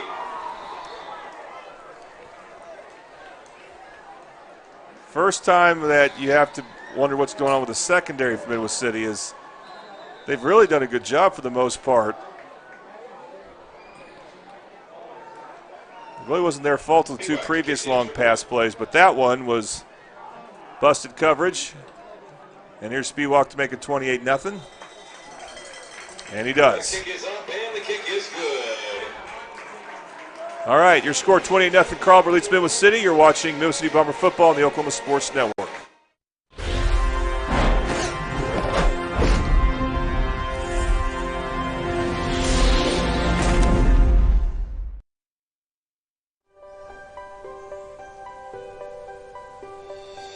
If you've lived in Oklahoma long enough, you'll know that we get extreme weather.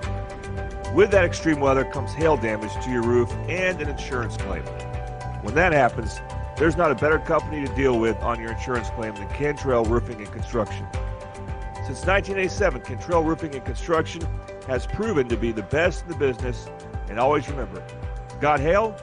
Call Cantrell. Call them at 405-642-8558.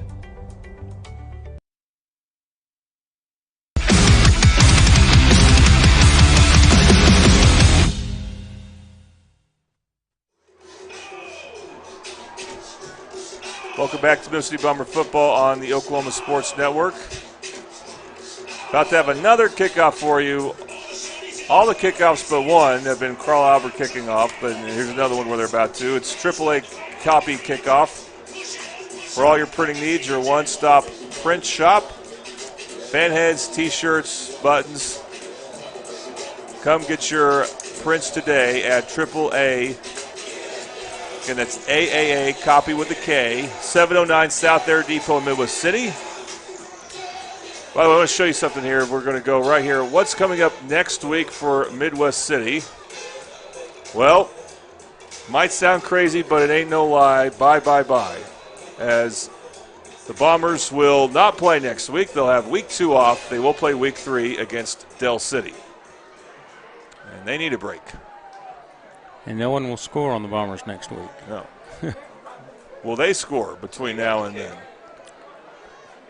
I'm you hoping. know, Del City, they may not, they're going to have different strengths than Carl Albert, but you expect them to also have the athletes that are going to make it really tough on them, as they're playing really well right now are the Eagles against Booker T on the Oklahoma Sports Network. Is it still 19-0? I haven't checked, but it was 19-0 at one point. And another touchback for Ethan Spiewak and Tom. That drive summary is going to be brought to you by Madison's Country Cooking in Del City. They have breakfast, lunch, and dinner along with daily specials and a new Mediterranean menu with gyros, kebabs, hummus, and Greek salad. That was a 4-play, 33-yard drive, capped off by a Newton to Haynes touchdown. Score is 28-0, Carl Albert. All right, so all you can do for Midwest City is try again here. And to pass, as Manela's pass is off the mark and complete. I don't even know who the intended receiver was for sure. we were way off on that one. I can't find a receiver that was close enough for that. Pass is incomplete.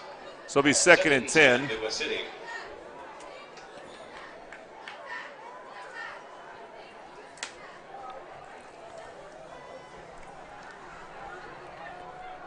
Roman Manella trying to get in a rhythm here. Has not happened yet.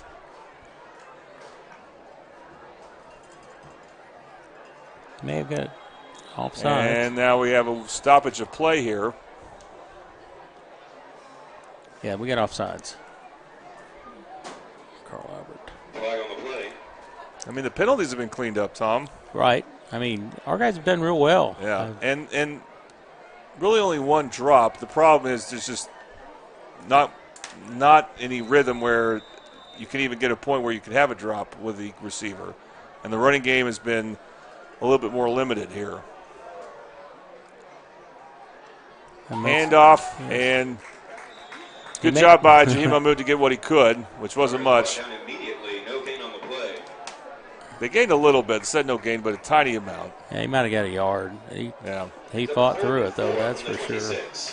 3rd and 4. So because of that offsides, Middle City tried to run for the first down on 2nd and 5.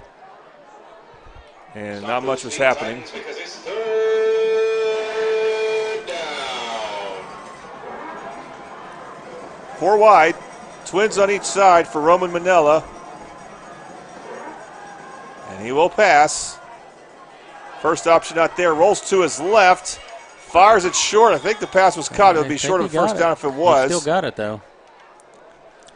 It's a completed pass. Yeah, you hope they can do something a little farther down the field than that. But take what it can get. Good catch there by Darwan Davis. Might have got a yard. No, we don't want to go for that. Oh, they're discussing something. Well, if you're going to go for it, go for it. But holding. Defensive holding. That'll be first down. Yay. Yeah, penalties, I think most of them have been on Carl Albert. Positive yards for the Bombers. That's what I like. And the snaps have been good. So two of the 3 problems they've had, they cleaned up. One drop, but again, new problems for them. They're just not able to get receivers open downfield. And immediately Woodron that's the proper quarterback. Under pressure is Manella. Heavy pressure applied by the Titan line. Pass was intended for Lincoln King. 2nd and 10, Bombers. Pass incomplete. And that's the tough thing, Tom. Right away, he had a Carl Albert Titan bearing down his chest, did Roman Manella. Somebody missed their assignment up front. This is where, again, you would love to have Roberto Ambrosio somewhere on that O-line. Hopefully he'll be able to do that against Del City. Handoff to Jaheim Mahmood. Gets to the 39-yard line. Setting up 3rd down. Middle City needs to get to the 46 of Carl Albert. So 3rd and 7. The play brings up 3rd and 7 from the Bomber 39-yard line.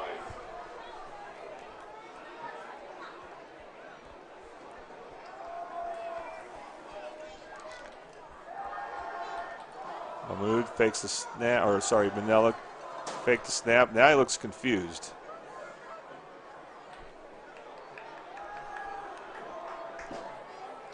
But taking his time here. Now takes a snap. Fires short right. Passes low. Trinae Washington was right there. JoJo Johnson, Josiah Johnson, the intended receiver, and it's 4th down. Again, they're not getting players open. That was a tough pass to make. Doable, but tough.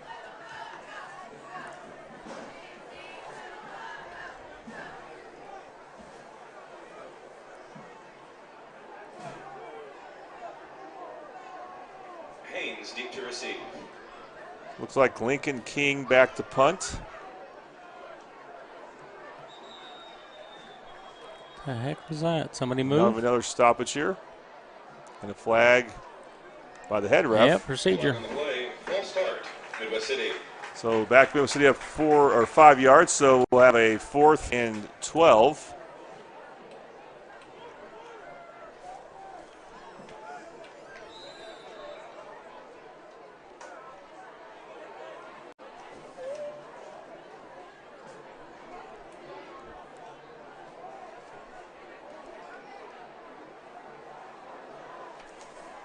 Good snap. And probably Lincoln King's deepest punt, but he punts it right to Tristan Haynes. And Haynes does get a gain there to the Midwest City 45, but the Bombers were able to converge on him. Around the 47 and advances it to the Midwest City 45. Titans take over 1st and 10. So 1st and 10 for Carl Albert. So lead 28-0, and Bomber down. Game where the Bomber offense just hasn't been able to do much.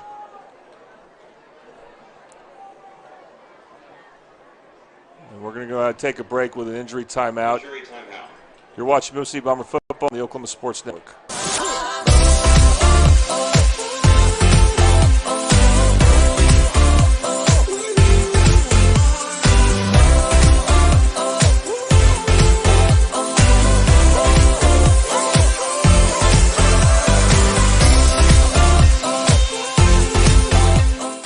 State Representative Max Wolfley. As a longtime Mid-Delt teacher, coach, and parent, I first ran for the legislature to ensure taxpayer dollars appropriated for education actually made it all the way to the classroom. That concern hasn't changed and seems even more important today. Thank you for giving me the privilege of serving the people of our district. Max Wolfley, looking out for educators, seniors, veterans, and all of us. Recorded in our kitchen after midnight. Can you tell?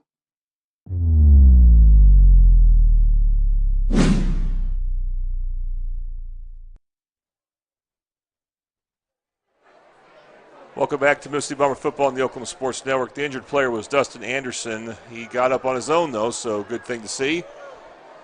And he's able to get to the sideline on his own. Hopefully he'll be okay. Carl Albert up 28-0, looking for more here. Back to Devin Woodron at quarterback. They've had LT Simmons as a running back the entire time. We haven't seen Caden Davis at running back. He was the backup last year to Xavier Robinson. But, of course, he's primarily a defensive player. I don't think LT Simmons plays on defense, at least not much. Woodron run to the left side. It's too many yards. And he's able to find the crease he needs. Around the left side. And gains about 5 on the play. Gain of 5. Brings up 2nd and 5. 2nd and 5 coming up.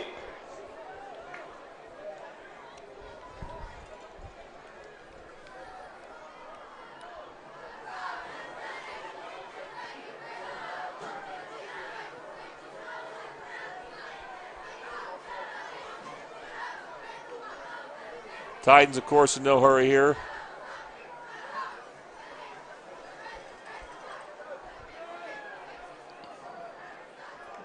Woodron takes a snap. Handoff right up the middle to Simmons. Good stop. Bombers defense ready there. 93 and 44. 44 is Ross Jones. One of the linebackers they look to. And And 93 is, Jabron Wing, who we didn't have on our depth chart. But made a pretty good stop, pretty good hit. yeah, betting for more playing time. 3rd down coming up now, 3rd and 5 with a no gain.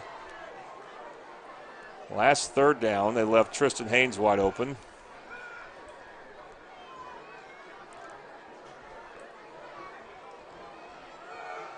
Again, it's Simmons, and he gets to the left side. He'll be close to a 1st down. But not quite. It's 4th down. Actually, he's about 2 yards short. Gain of about 4 yards on the play. Brings up 4th and 2. Yeah, I figured From the the Midwest punt. City 37.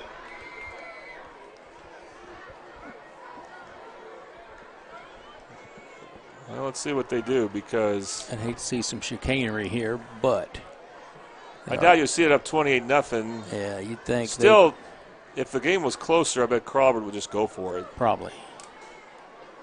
If they are indeed punting. Looks like they are going to go for it with. And then they had a snap, but the timeout was called before that. I'm not sure what they were doing there. But they had, for Carl Albert, number 4 back. That's actually the quarterback, Daniel Newton. The other quarterback. Anyway, we'll see what they do. We're going to take a quick break. You're watching Midwest City Bomber football on the Oklahoma Sports Network.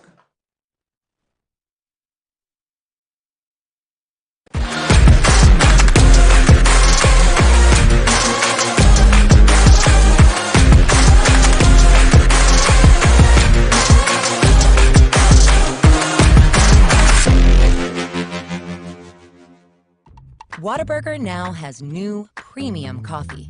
That means a brand new taste with new flavors. And it's coming in hot and iced cold. New hot and iced coffee from Whataburger, just like you like it. For the first time ever, Whataburger has iced coffee. So hey, get vanilla iced coffee with breakfast, caramel iced coffee with a snack. And for dinner, how about mocha iced coffee? Or just get plain. Nothing wrong with a classic. New iced coffee from Whataburger, just like you like it.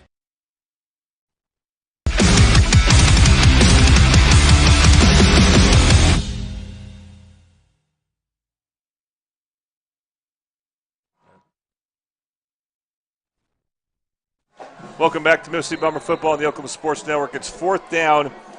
They have Newton in quarterback in a wildcat-type formation. Newton takes the handoff, goes straight ahead. He ran into one of his own players, but got enough for a first down.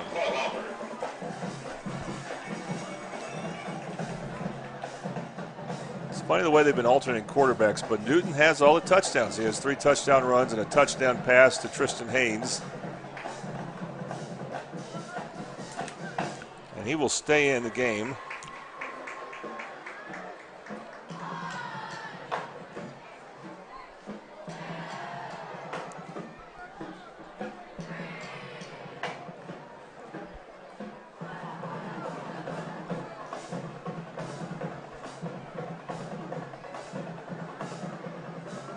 Hand off to Simmons, right up the middle of Simmons. And he'll get close to another Carl Albert first down.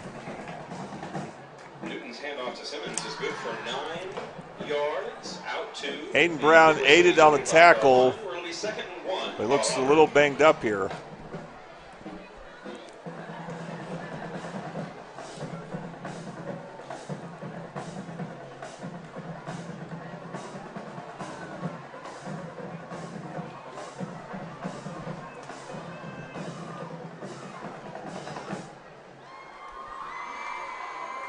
Newton tosses it up left side. And it is caught for another Carl Albert touchdown. Number 10. Yeah, receiver we haven't been used to calling, but that's Webster, Jackson Webster, who I think is a younger player. His mom actually taught at Middle City High School for a brief period. And he played on the baseball team, was their courtesy runner. So you know he can run. He gets a touchdown there. Spiewak with the point after attempt. And here's Spiewak to kick to make it 35-0. And the kick is good. It is 35-0. 3 minutes to go in the third quarter. Carl Albert all over the Bombers. You're watching Middle City Bomber football on the Oklahoma Sports Network.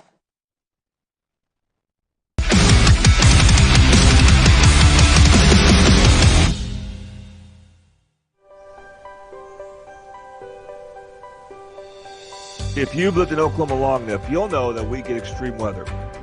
With that extreme weather comes hail damage to your roof and an insurance claim. When that happens, there's not a better company to deal with on your insurance claim than Cantrell Roofing and Construction. Since 1987, Cantrell Roofing and Construction has proven to be the best in the business. And always remember, got hail? Call Cantrell. Call them at 405-642-8558.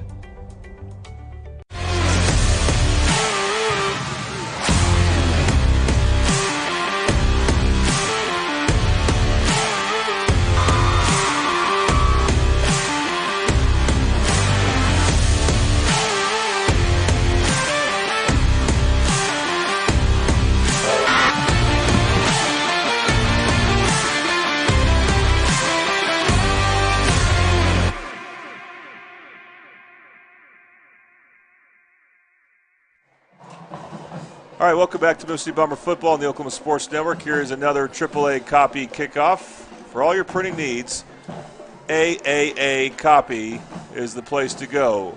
They're located at 709 South Air Depot in Midwest City. A beacon in the Midwest City community. Great people work there, I might add, from the owner on down. Midwest will receive another kickoff. It's been a long third quarter. Valor physical therapy third quarter. Valor physical therapy.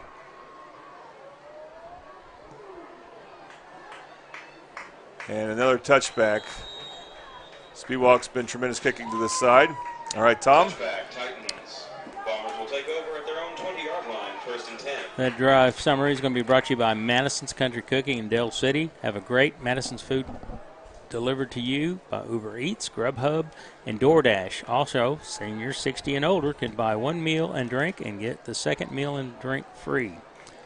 That was a 4-play, 45-yard drive, topped off with a Newton to Webster pass. Extra point is good. It's 35-0 for the Titans. See if the Bombers can get something undone here so they can start getting some yards. 2 in the backfield for Roman Manella. Handoff Mahmoud. Mahmoud churns his way for a gain of about 2 or 3 there. I guess about the 24-yard line. 23-yard line. We'll call it 2nd and 7 coming up.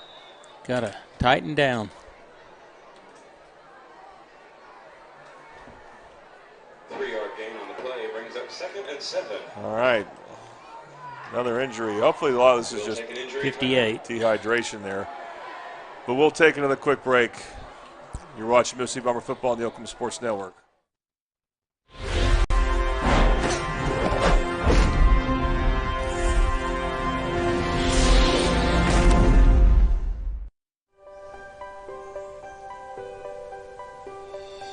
If you've lived in Oklahoma long enough, you'll know that we get extreme weather.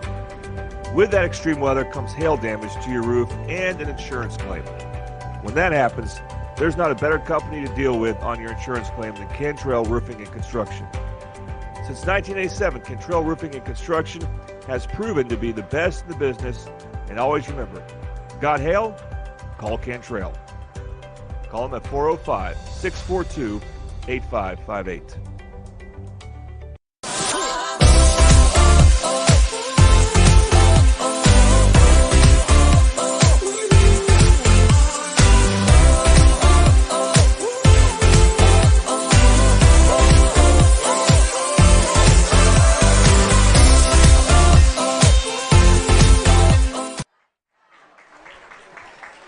Welcome back to Mississippi Bomber football on the Oklahoma Sports Network. LeBron Royale is the injured tight, but he's limping off. He's a really good player too. He's not just a backup who's just now getting in. So they're hoping to have that he'll be able to recover from this soon, as we all do, because he'll be a player called upon a lot for Carl Albert this year. At least you want all your injured players back by first game of districts, which is not for another 3 weeks. 2nd down and 7. And Tom, why not just let's see what Roman Manella can do, have him air it out a lot. And then, why not throw it on 1st down? Yep. Don't hand it to Mahmoud. They're expecting that. And he faked it. Faked it to Mahmoud, rolls right. Nice pass. Lofts it up. Not even. Just not a lot of space there. 3rd and 7. I believe that's Darwan Davis. Is that him? Hit a receiver. He had plenty of time. The line was blocking that time. So 3rd down coming up. Actually, the intended receiver is number 25, Aiden Johnson-Tollison, who normally doesn't play a lot on offense, but he's out there. Saw the 5. It wasn't 15, it was 25. 3rd down, twins to both sides for Roman Manella. He will pass here down the right side, and this one is dropped. That was Darwan Davis, and he could have gained something there. He could have gotten close to 1st down, and he had some running room ahead of him. And so there's another drop. The drops are still a problem. Representative Robert Maker proudly serves the citizens of House District 101 in the I mean, can we get some stickum to put on their hands? Well, when you were playing, they could, right? Yeah, I think so. We did it. I don't know what the rule is for high school. I know they'd eventually ban that stuff in the NFL. They can wear gloves anyway. Help them catch the ball. It's a good kick. Turnover. Yeah, there we go. Best Lincoln King kick. Why did he stop it? Yeah, it's a good. Let it roll. Let it roll. Let it roll. Let it roll. We're at. It looks like 2:22 to go. Carl Albert takes over, 1st and 10. At least it's Carl Albert has scored the last 4 possessions. At least it's on the Carl Albert side of the field. That's a good start for the Bombers to stop them here.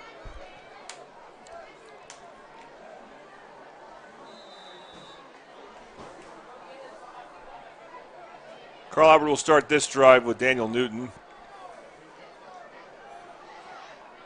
Interesting, they've changed quarterbacks in now quite a bit, but stayed with the same running back this entire time. That running back is LT Simmons. He gets the handoff right Good there. cut back. And, yeah, it looks like the Bombers are just a step slow than what they were in the first quarter to take away that play. So an 8-yard gain for Simmons. 2nd and 2 now. It's like Crawford's going no huddle. I think they want to make a drive while they are going this direction. Yeah, you'd think they'd want to save their players and just kind of milk the clock as much as they can. That's what they're doing. I thought they were going to go no huddle too. Yeah. Well, they did go no huddle, but I mean, it's a slow no huddle. Quick snap. Yeah, there's no they did not. They're going to use out. He got 10 seconds on the shot clock down there. So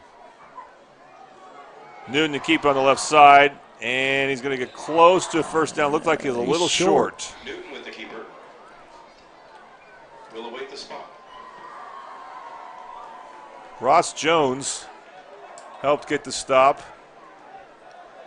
And it will be 3rd down. I think he got a favorable spot. They're going to measure it. Yeah, he got a real good spot on that. I really thought that ball was going to be closer to the 45-yard line, but. So they are asking for the chain gain. Tom, have you ever been a part of the chain gain? I did it some when my boys went to Monroney. Oh, there you go. And this was for home games? Yeah. And so you were on the other, the chain gain's always on the visiting sideline. Right. But you're right there. You can see everything on the field. And did you have to stop yourself from cheering for them? Because you're by the visiting, unless there was a visiting game for your team from Monroney. No, usually it was the home games. Home game. And we played them at Rose Field, so. So you had to make sure you didn't get too excited. Right, but I mean I had a guy that kept running. I said, "You need to slow down." I said, "Because I don't run." After the measurement, it will remain 3rd down and 3/4. I mean, it's a middle school game. What's the hurry? Exactly. 3rd and less than a yard. So again, it's the heavy package with a deep snap there. Direct snap. Oh for my Newton. goodness! He's going to get a first down And easily. then some. Just get some momentum. About 9 more. Bubba Davis. That's not Bubba Davis. Sorry, that's Dustin Anderson with a tackle. Not number 5, number 4.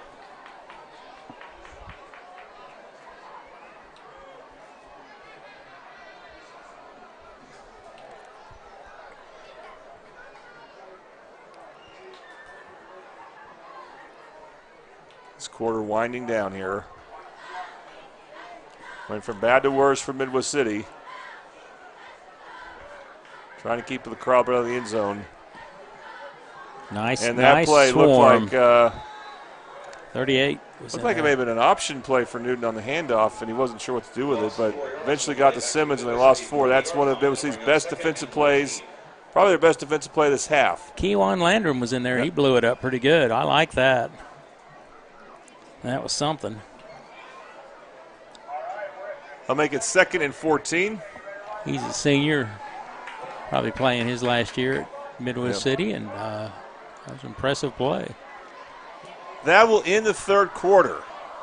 We want to thank Valor Physical Therapy for sponsoring the 3rd quarter. We'll be back with the 4th quarter right here on Midwest City Bomber Football on the Oklahoma Sports Network.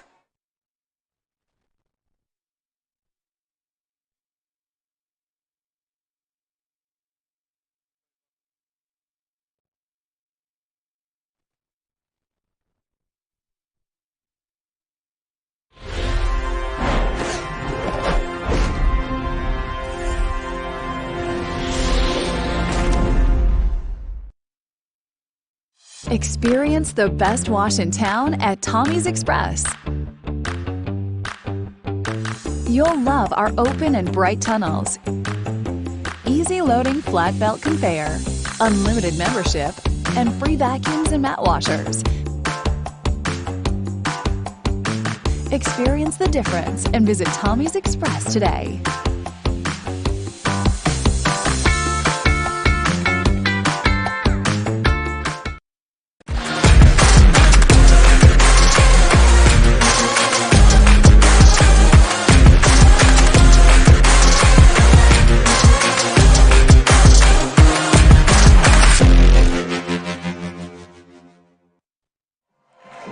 Welcome back to Midwest City Bomber football on the Oklahoma Sports Network. This quarter is going to be brought to you by Teagan Malone. We will talk more about that in a moment. Carl Albert has his ball second and long.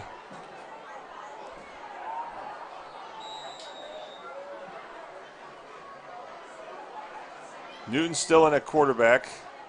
Have it at the Midwest City 40-yard line. Yeah, this is...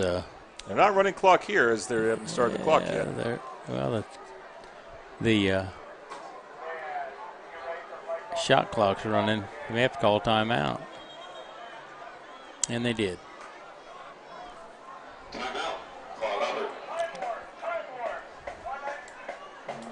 Yeah, they've been a little sloppy on offense as Carl Albert, but it hasn't mattered as much lately.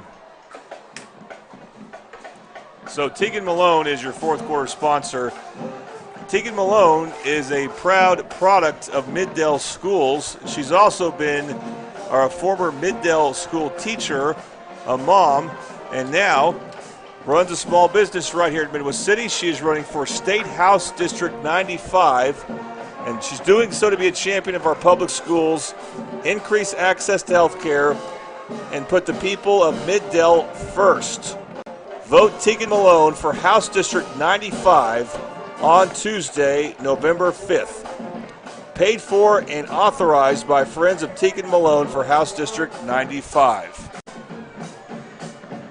Actually, that timeout came at a good time, so I could read that off because I didn't want to take another commercial break. There you go.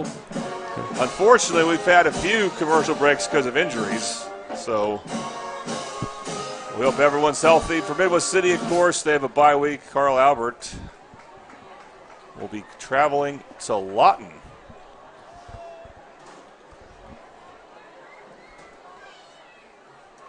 Next week. Which Lawton team are they playing, you may ask? If you had to guess that, Tom, what would you say?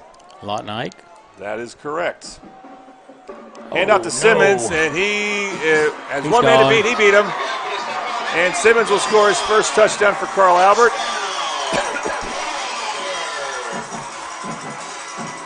And they are just rolling the Bombers.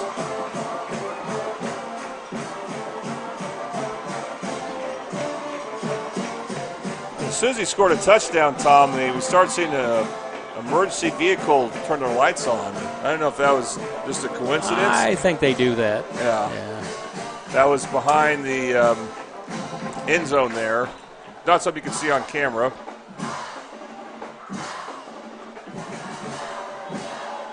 And we have an extra point coming up.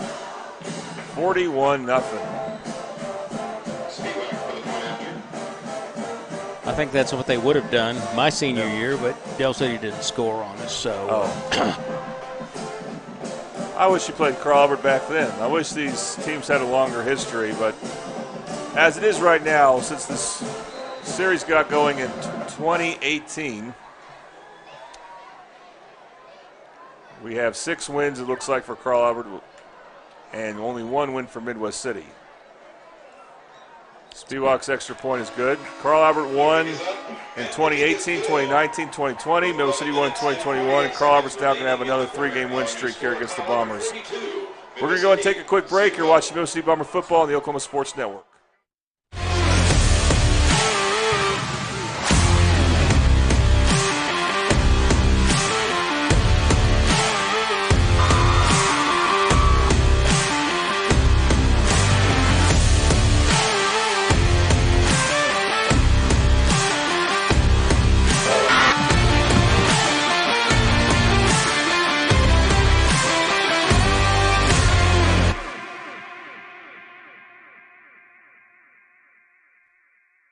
Whataburger now has new premium coffee. That means a brand new taste with new flavors. And it's coming in hot and iced cold. New hot and iced coffee from Whataburger, just like you like it. For the first time ever, Whataburger has iced coffee. So hey, get vanilla iced coffee with breakfast, caramel iced coffee with a snack. And for dinner, how about mocha iced coffee? Or just get plain. Nothing wrong with a classic. New iced coffee from Whataburger, just like you like it.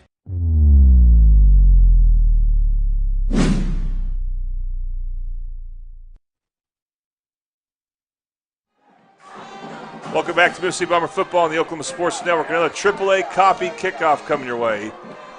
Again, we really appreciate AAA Copy for sponsoring kickoffs this year. I want to go ahead and mention real quick, because it doesn't look like it's, well, it may happen, but it hasn't happened yet. We want to thank, even though we haven't had the chance to show this, our Red Zone sponsor, that's Sovereign Bank. And they're dedicated to empowering your financial goals and serving the community of Middale. So visit their Middale area banking. That's located 2600 South Douglas Boulevard. Member FDIC, Sovereign Bank. It's not too late for a red zone chance to happen, as Spiewak has not been getting touchbacks in this end zone. As you can see, it's a little bit more of a win he's kicking into. And Middle City will get return. Solid return past the 25-yard line. All right, Tom. Drive Summary is brought to you by Madison's Country Cooking in Dell City. Hey, you can mix or match any two breakfast or lunch and dinner meals with a drink for $23.99. That was a 5-play, 46-yard drive, capped off by a 40-yard scamper by Mr. Simmons. I call him Mr. Simmons because he's got some wheels. LT is his initials.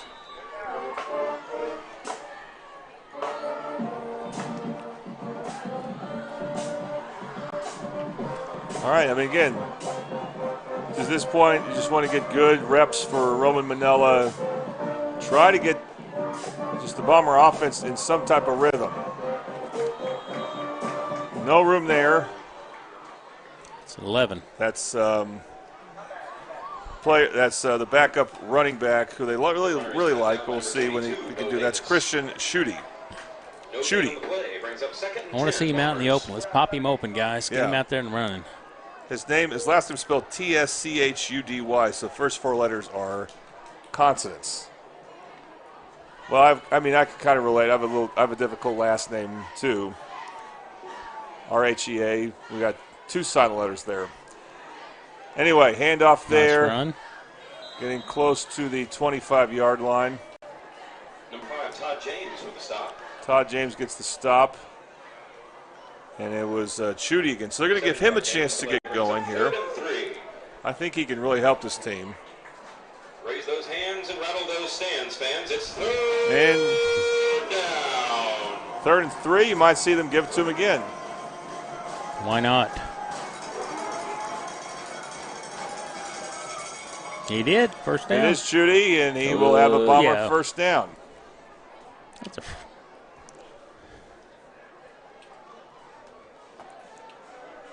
gain advances the ball to the Midwest City 40-yard line. 1st and 10, Bombers. I still would like to see some pass completions. Yeah, I mean, really got to get him going. If not, we're going to have a long season. We can't depend on them run. They're going to figure that out. Other teams are going to figure that out pretty dang quick.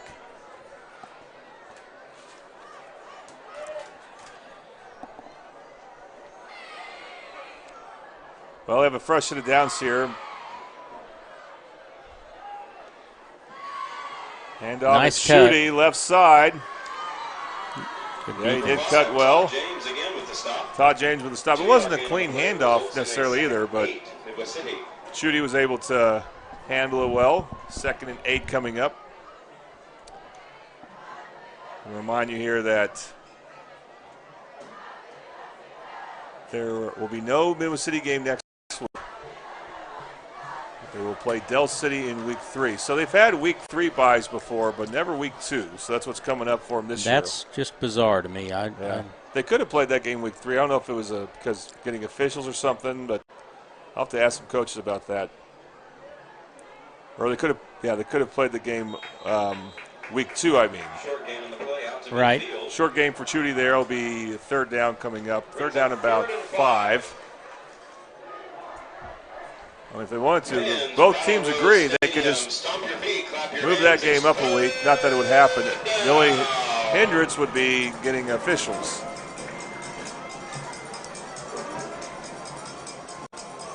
Right, and just our officials in baseball and softball, we're all getting grayer. We need to get some young bloods in there. We got a few that are coming up through the ranks that are doing pretty good. But the same thing in football, they got to get these teams going. The pass is Manel. He's being chased, fires, That's and a little off the mark. The drive stalls at the midfield. Lincoln King, I think, was the intended receiver there. That's fourth down, and they're just not getting separation. Of course, you have to credit Carl Albert's secondary. They're really good, of course. I keep talking about Haynes and Washington. Well, they're in the secondary as well. They're not just receivers. I think Haynes is probably sitting down. Yeah, by this point, yeah. We don't want to get him hurt if we're if we're Carl Albert. Lincoln King, his punts have gotten better. The snaps have been great. It's not a bad one. He's a lefty, he's right-footed. Bad bounce for Bombers. And that's the ball you want to field if you're Midwest City, and they do. The ball takes a Titan bounce to the Midwest City 33-yard line, 1st and 10. Bombers. With it being 42-0, we will see if at some point Titans they have a running clock. No, not yet. No, not. But that says 6:14 to go.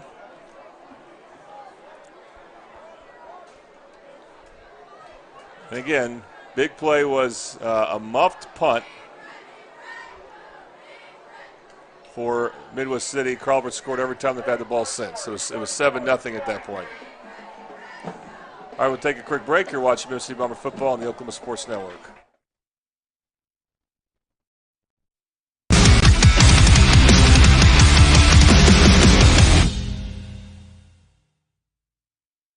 State Representative Max Wolfley.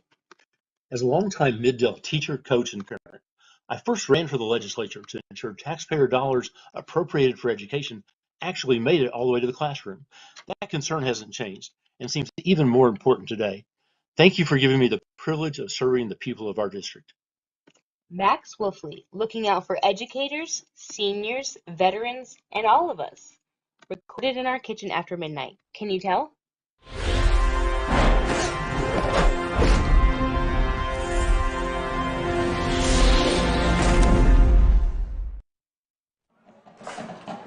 Welcome back to Midwest City Bomber football on the Oklahoma Sports Network. Jordan Ray, Tom Carpenter here.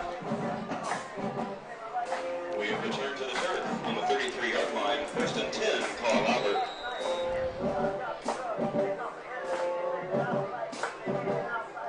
They got some different folks in. Hand the ball off there. Yeah, we'll try to get the names to you when we can. Elijah Matthews, who's a running back, is a sophomore for the Titans. Finally, a new running back. Well, Devin Woodring is still the quarterback. But I say still. He's been alternating a lot with Daniel Newton.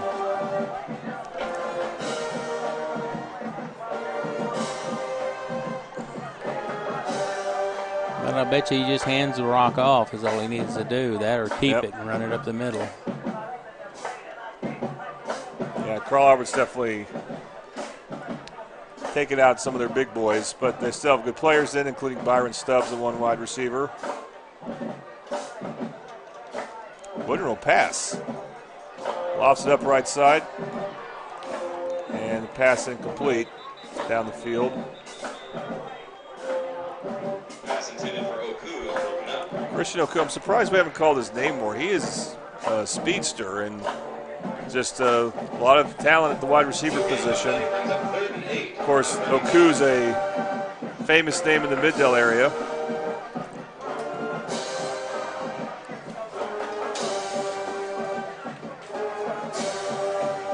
Got holding. Decline, good. He lost it down. So there was a penalty. We didn't see a flag. No, it was holding. But holding on Carl Alberts. They've had some penalties this game. Just hasn't mattered much. Well, they had to knock the dust off of it. Not playing in this first game. This was week 1 for them. We had week 0, and they didn't. And it showed a little bit, but it didn't affect them a whole lot. Woodring to pass. Good pressure. Throws good the left pressure. side. Out of bounds. And what's the call? I think he caught it. Oh, he caught it. I can't believe that. I thought he was out of bounds.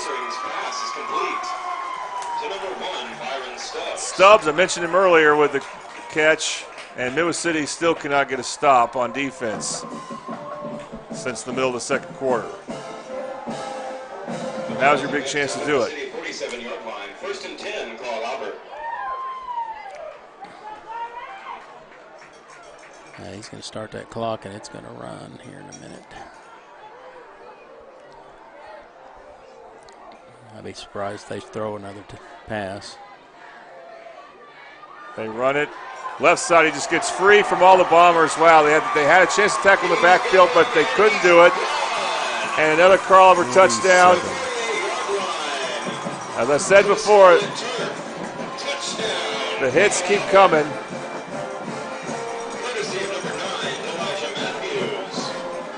Number 9, Elijah Matthews with a touchdown run for Carl Albert.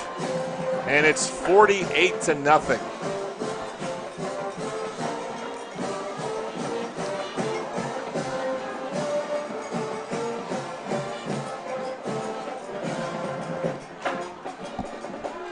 I'm just at a loss for words. Yep.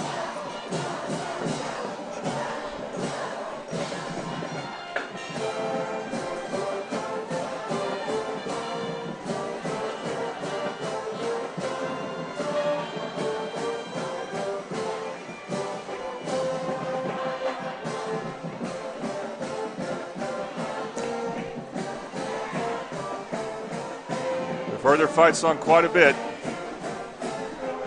It's wearing me down. I've heard it so much. By the way, 7:03 left to go. So a moment ago, I thought there was about 6 minutes to go. It was 8. Just wasn't looking at the clock. I wasn't looking at our clock. So my mistake. But here's more points for Spiewak, looking for his 7th. Yep, he got it. He's got it. 49-0. You're watching Midwest City Bomber football on the Oklahoma Sports Network.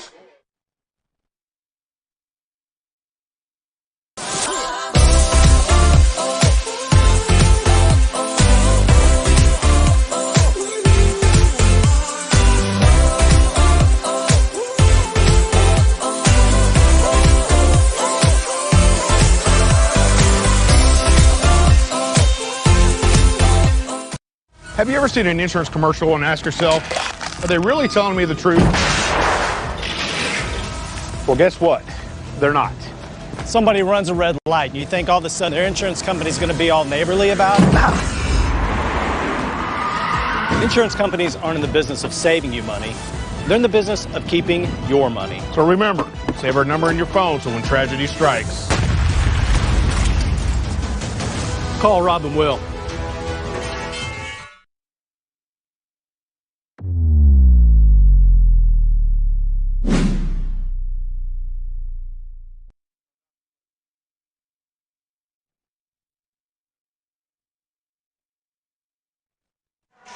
Welcome back to Midwest City Bomber football on the Oklahoma Sports Network. Hey, we have another AAA kickoff for you.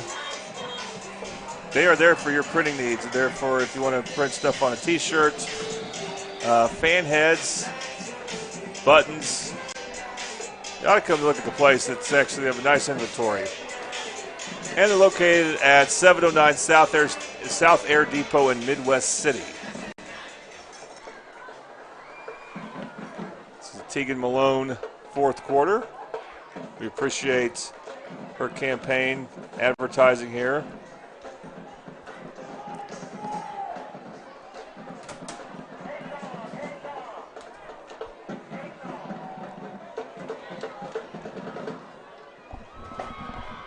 All spectators, please be reminded that after the game, no field access of any kind will be allowed. No field access of any kind. The players will exit the gates, and you can wait for them outside of the gated areas. Thank you.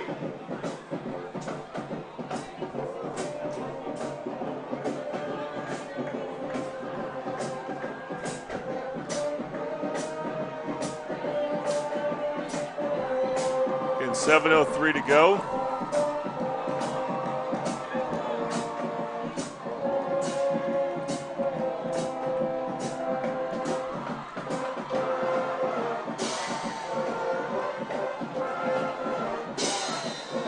Here's another Spiewak kickoff. He's probably getting tired. Yeah, he's more than made up for his missed field goal early in the game. That was the first game jitters. He got that out of his system, it looks like. He kicked it out of bounds. Out of bounds penalty. Well, Carl Albert's had the most penalties. Legal procedure on a kickoff, so Mill City will have the ball in decent field position. All right, Tom. Your drive summary is brought to you by Madison's Country Cooking in Dell City. Kids 12 and under eat free. Look them up on Facebook and Google. That was a 4-play, 67-yard drive, capped off by a nice 47-yard run by Mr. Matthews. It's 49-0 Titans. Full start. Offense. Are we going to make them? Well, we'll see where they spot the ball. Well, it was just a penalty against. It's at the 50. That's where they're putting it. I didn't know that'd be that. I'm confused on that. I didn't know how that worked. But I'll take it. Did a few rule changes in football, and that one I'm confused at that one. I don't, maybe it's 10 from where it went out of bounds, because it was a short kick because it bounced out of bounds. Who knows? Manella handoff to Chudy. Chudy looks to get to the edge. Nice cut there. And he will get close to a Bomber first down. Some good looking running there. That is going to be a Bomber first down. I like that one because I called it. Cut. Yep. And he did. 888 screen printing instant replay there. This is, I think, the first time Moosey's had the ball in Carl Albert territory. Yeah, I think so. Spiewak has kept us pretty much trapped down there. Yeah.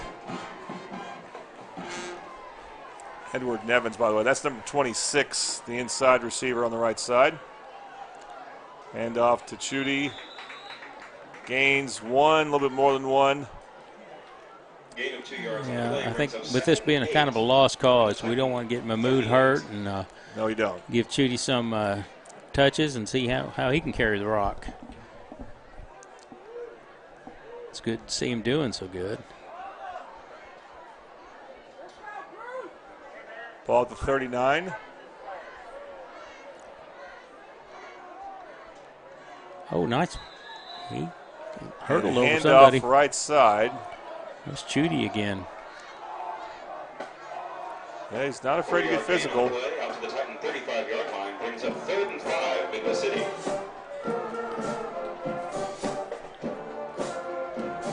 Ball at the 35-yard line.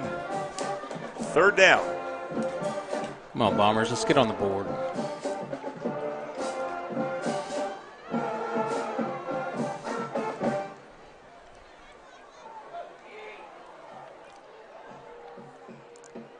It's Chudy again. Dragged down by a few Titans. Small gain there. He's going to be short. Go ahead and go for it, Coach. Come on now. And Cruz Hudson was one of the Titans that got him down. 4th down. No question they'll go for it here. It's a matter of pride now. Short gain on the play brings up 4th and 4 from the 34.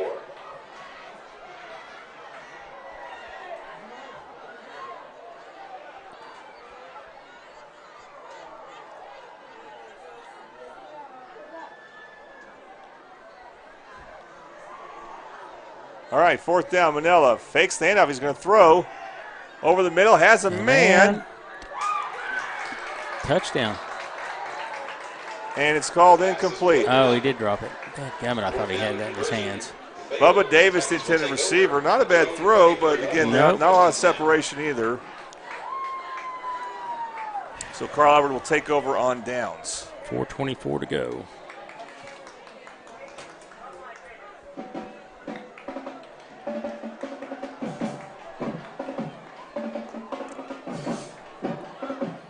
Well, this is a game where it's probably good. It's going to stay with Midwest City for 2 weeks. They got 2 weeks to feel better. They have this loss will stay with them for that long. And they'll just see how the players respond. Hopefully they'll be completely healthy. Not that, but they won't have any players out for any reason. There's this low snap. Handoff doesn't gain much. Nope. It's like, is that Jackson Webster at quarterback? Or no, that's a different number. The Titan 36-yard line brings up 2nd and 8. That's Collier, isn't it? 18? Yeah. It's 18. Okay, so that's we had talked about him earlier that he might play in this situation. Anderson Collier. He's a player. His brother, Easton, now at UCO, was on the Carl Albert offensive line for the last 2 or 3 years. Collier's a sophomore, so it's good to get him some reps. Yep. Of course, his dad was a quarterback. Handoff there. And churning his leg forward as the Carl Albert running back gets to the 40-yard line.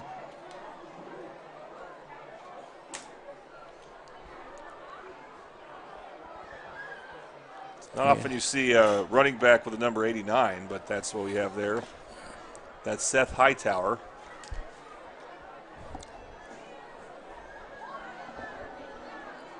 About to hit the 3-minute mark. And what's turned into a bloodbath. It's 3rd and 4. 3rd and 4 here for Carl Albert. Got some of their third stringers in. Collier cuts it back over the middle, gets a first down. Nice run. Anderson Collier weaves his way out. Hayden Brown still playing in the game, still playing hard, one of the tacklers.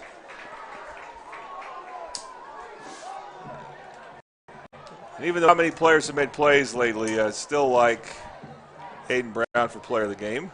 I agree.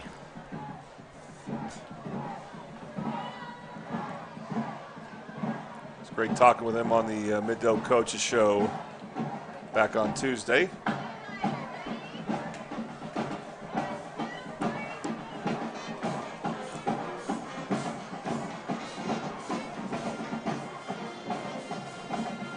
Hand off to Hightower. Fuentes is there to make sure it doesn't go any farther, but the tackler there is number 40 for Midwest City. That's Drell Chambray. 2nd and 8. I noticed number 74 on their lineup is 6'4", 265, and he's just now coming in the game. I don't know if he's new to football, but he's a big boy. Zach Nelson. He's a junior. Well, you know, you never know. Sometimes the big guys, they still need some seasoning, even though they got the size. This is Hightower again, left side. And they're having a hard time tackling him. Aiden Brown missed that one. Still going. First down. Finally, Felix Fuentes and Drell Chambray get him. But he gets a Crawford first down. And that'll be enough for Crawford to run out the clock. Yeah, we're down to 1 minute by the time they snap this. Maybe, yeah, they could go have 30 seconds left before they snap the ball. So Tom Carpenter will make the trek down there.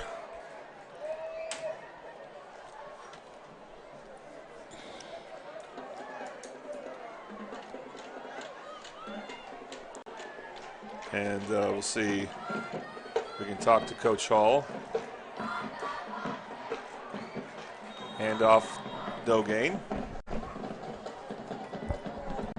Dogain on the play. 2nd and 10 from the Bomber 40. Tom Carpenter will go and make his way down right now. Again, fans, please remember that at the conclusion of the game, there will be no access to the field for a reason. The field is closed to all spectators. Thank you. Yep. All right, that will be it. No more plays run. Clock will strike 0. And this game has come to an end officially. Carl Albert will go to 1-0 on the year. And then one thing I haven't mentioned yet, this is a 26-game winning streak they're currently on. Bernie, center the shots up. No, center it. Get the middle. Yeah. Anyway, final score will be Carl Albert 49, Midwest City nothing. 26-game win streak, like I said, for Carl Albert. And Midwest City will start 0-2 for the third straight year. Now, of course, they do much better in district play, and that's what matters, as they won the district in 2022, finished second in 2023, got home playoff games because of it. It's not a district game, so it's just a little frustrating, of course, to lose to your rival year after year, but that's where Midwest City's at right now. And we hope that Coach Hall and his guys can figure out how to get things going, especially on offense, where they are shut out back-to-back times, and I'm not sure when that's happened last. But we're going to go ahead and take a break. We hope to get Tom Carpenter talking with Coach Hall soon. We're going to take a break right now, and then we'll have more for you. You are watching Midwest City Bomber Football on the Oklahoma Sports Network.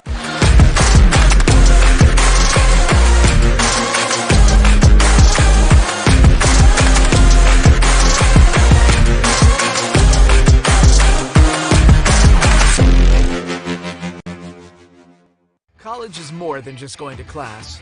College is a journey. It's meeting new people and making new friendships that will last a lifetime.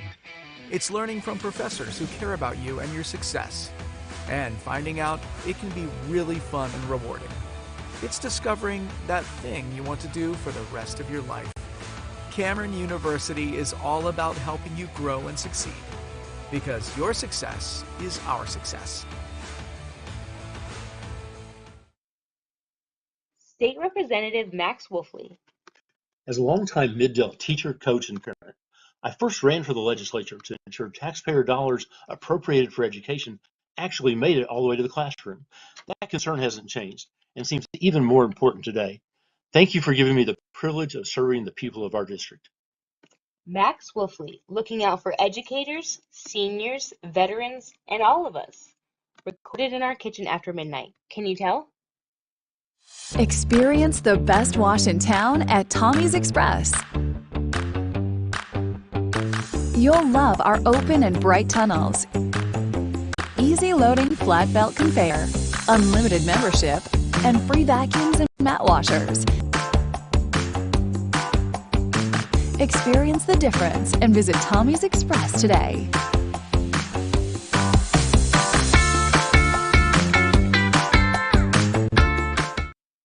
Experience the... If you've lived in Oklahoma long enough, you'll know that we get extreme weather. With that extreme weather comes hail damage to your roof and an insurance claim. When that happens,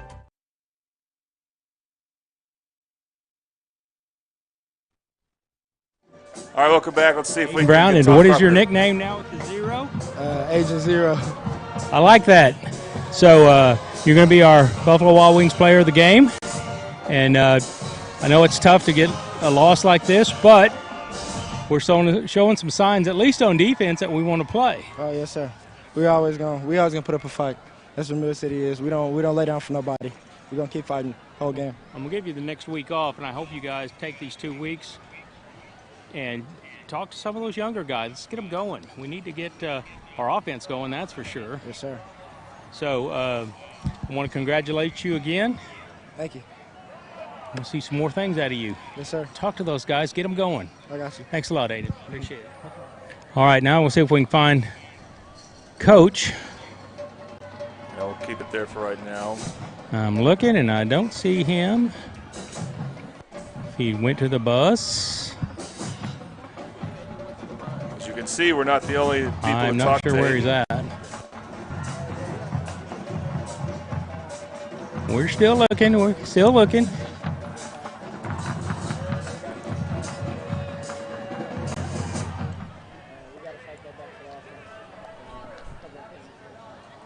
Well, let's go walk this way and see if he's even going to be here. Well, I guess we're not going to get an interview with Coach Hall. I'm not seeing him anywhere. So, Jordan, I'm going to send it back up to you. All right, Tom, thank you. And, yep, it's a tough one. But we want to go ahead and thank Aiden Brown for giving us his time. Not just us, but other people in the media as well. He is our Buffalo Wild Wings player of the game. Buffalo Wild Wings located 5500 Tinker Diagonal in Del City. They offer buy one, get one deals. And, of course, with football season, so many good sporting events. So make Buffalo Wild Wings your home for game day. Buffalo Wild Wings, where every day is game day. And, of course, the postgame is brought to you by Patrick Newby Farmers Insurance. Patrick Newby, the Newby Agency is your local Oklahoma Farmers Insurance Agency in Midwest City. They are family-owned and operated and has been serving the public for over 40 years. Their office is located off of 29th and Air Depot near Tinker Air Force Base. Come by and see them at 560 West Boeing Drive, Suite A, or give them a call at 405-733-7671. Again, no game for Midwest City next week. They will have a bye week, and then they'll play Del City at home. And then on week 3 and then week 4 begins district play.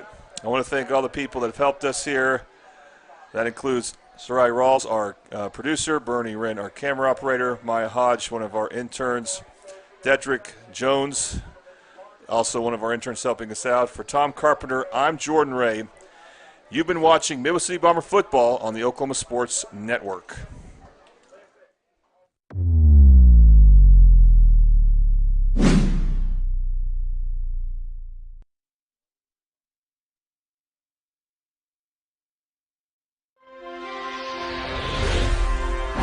Thanks for watching this presentation of the Oklahoma Sports Network.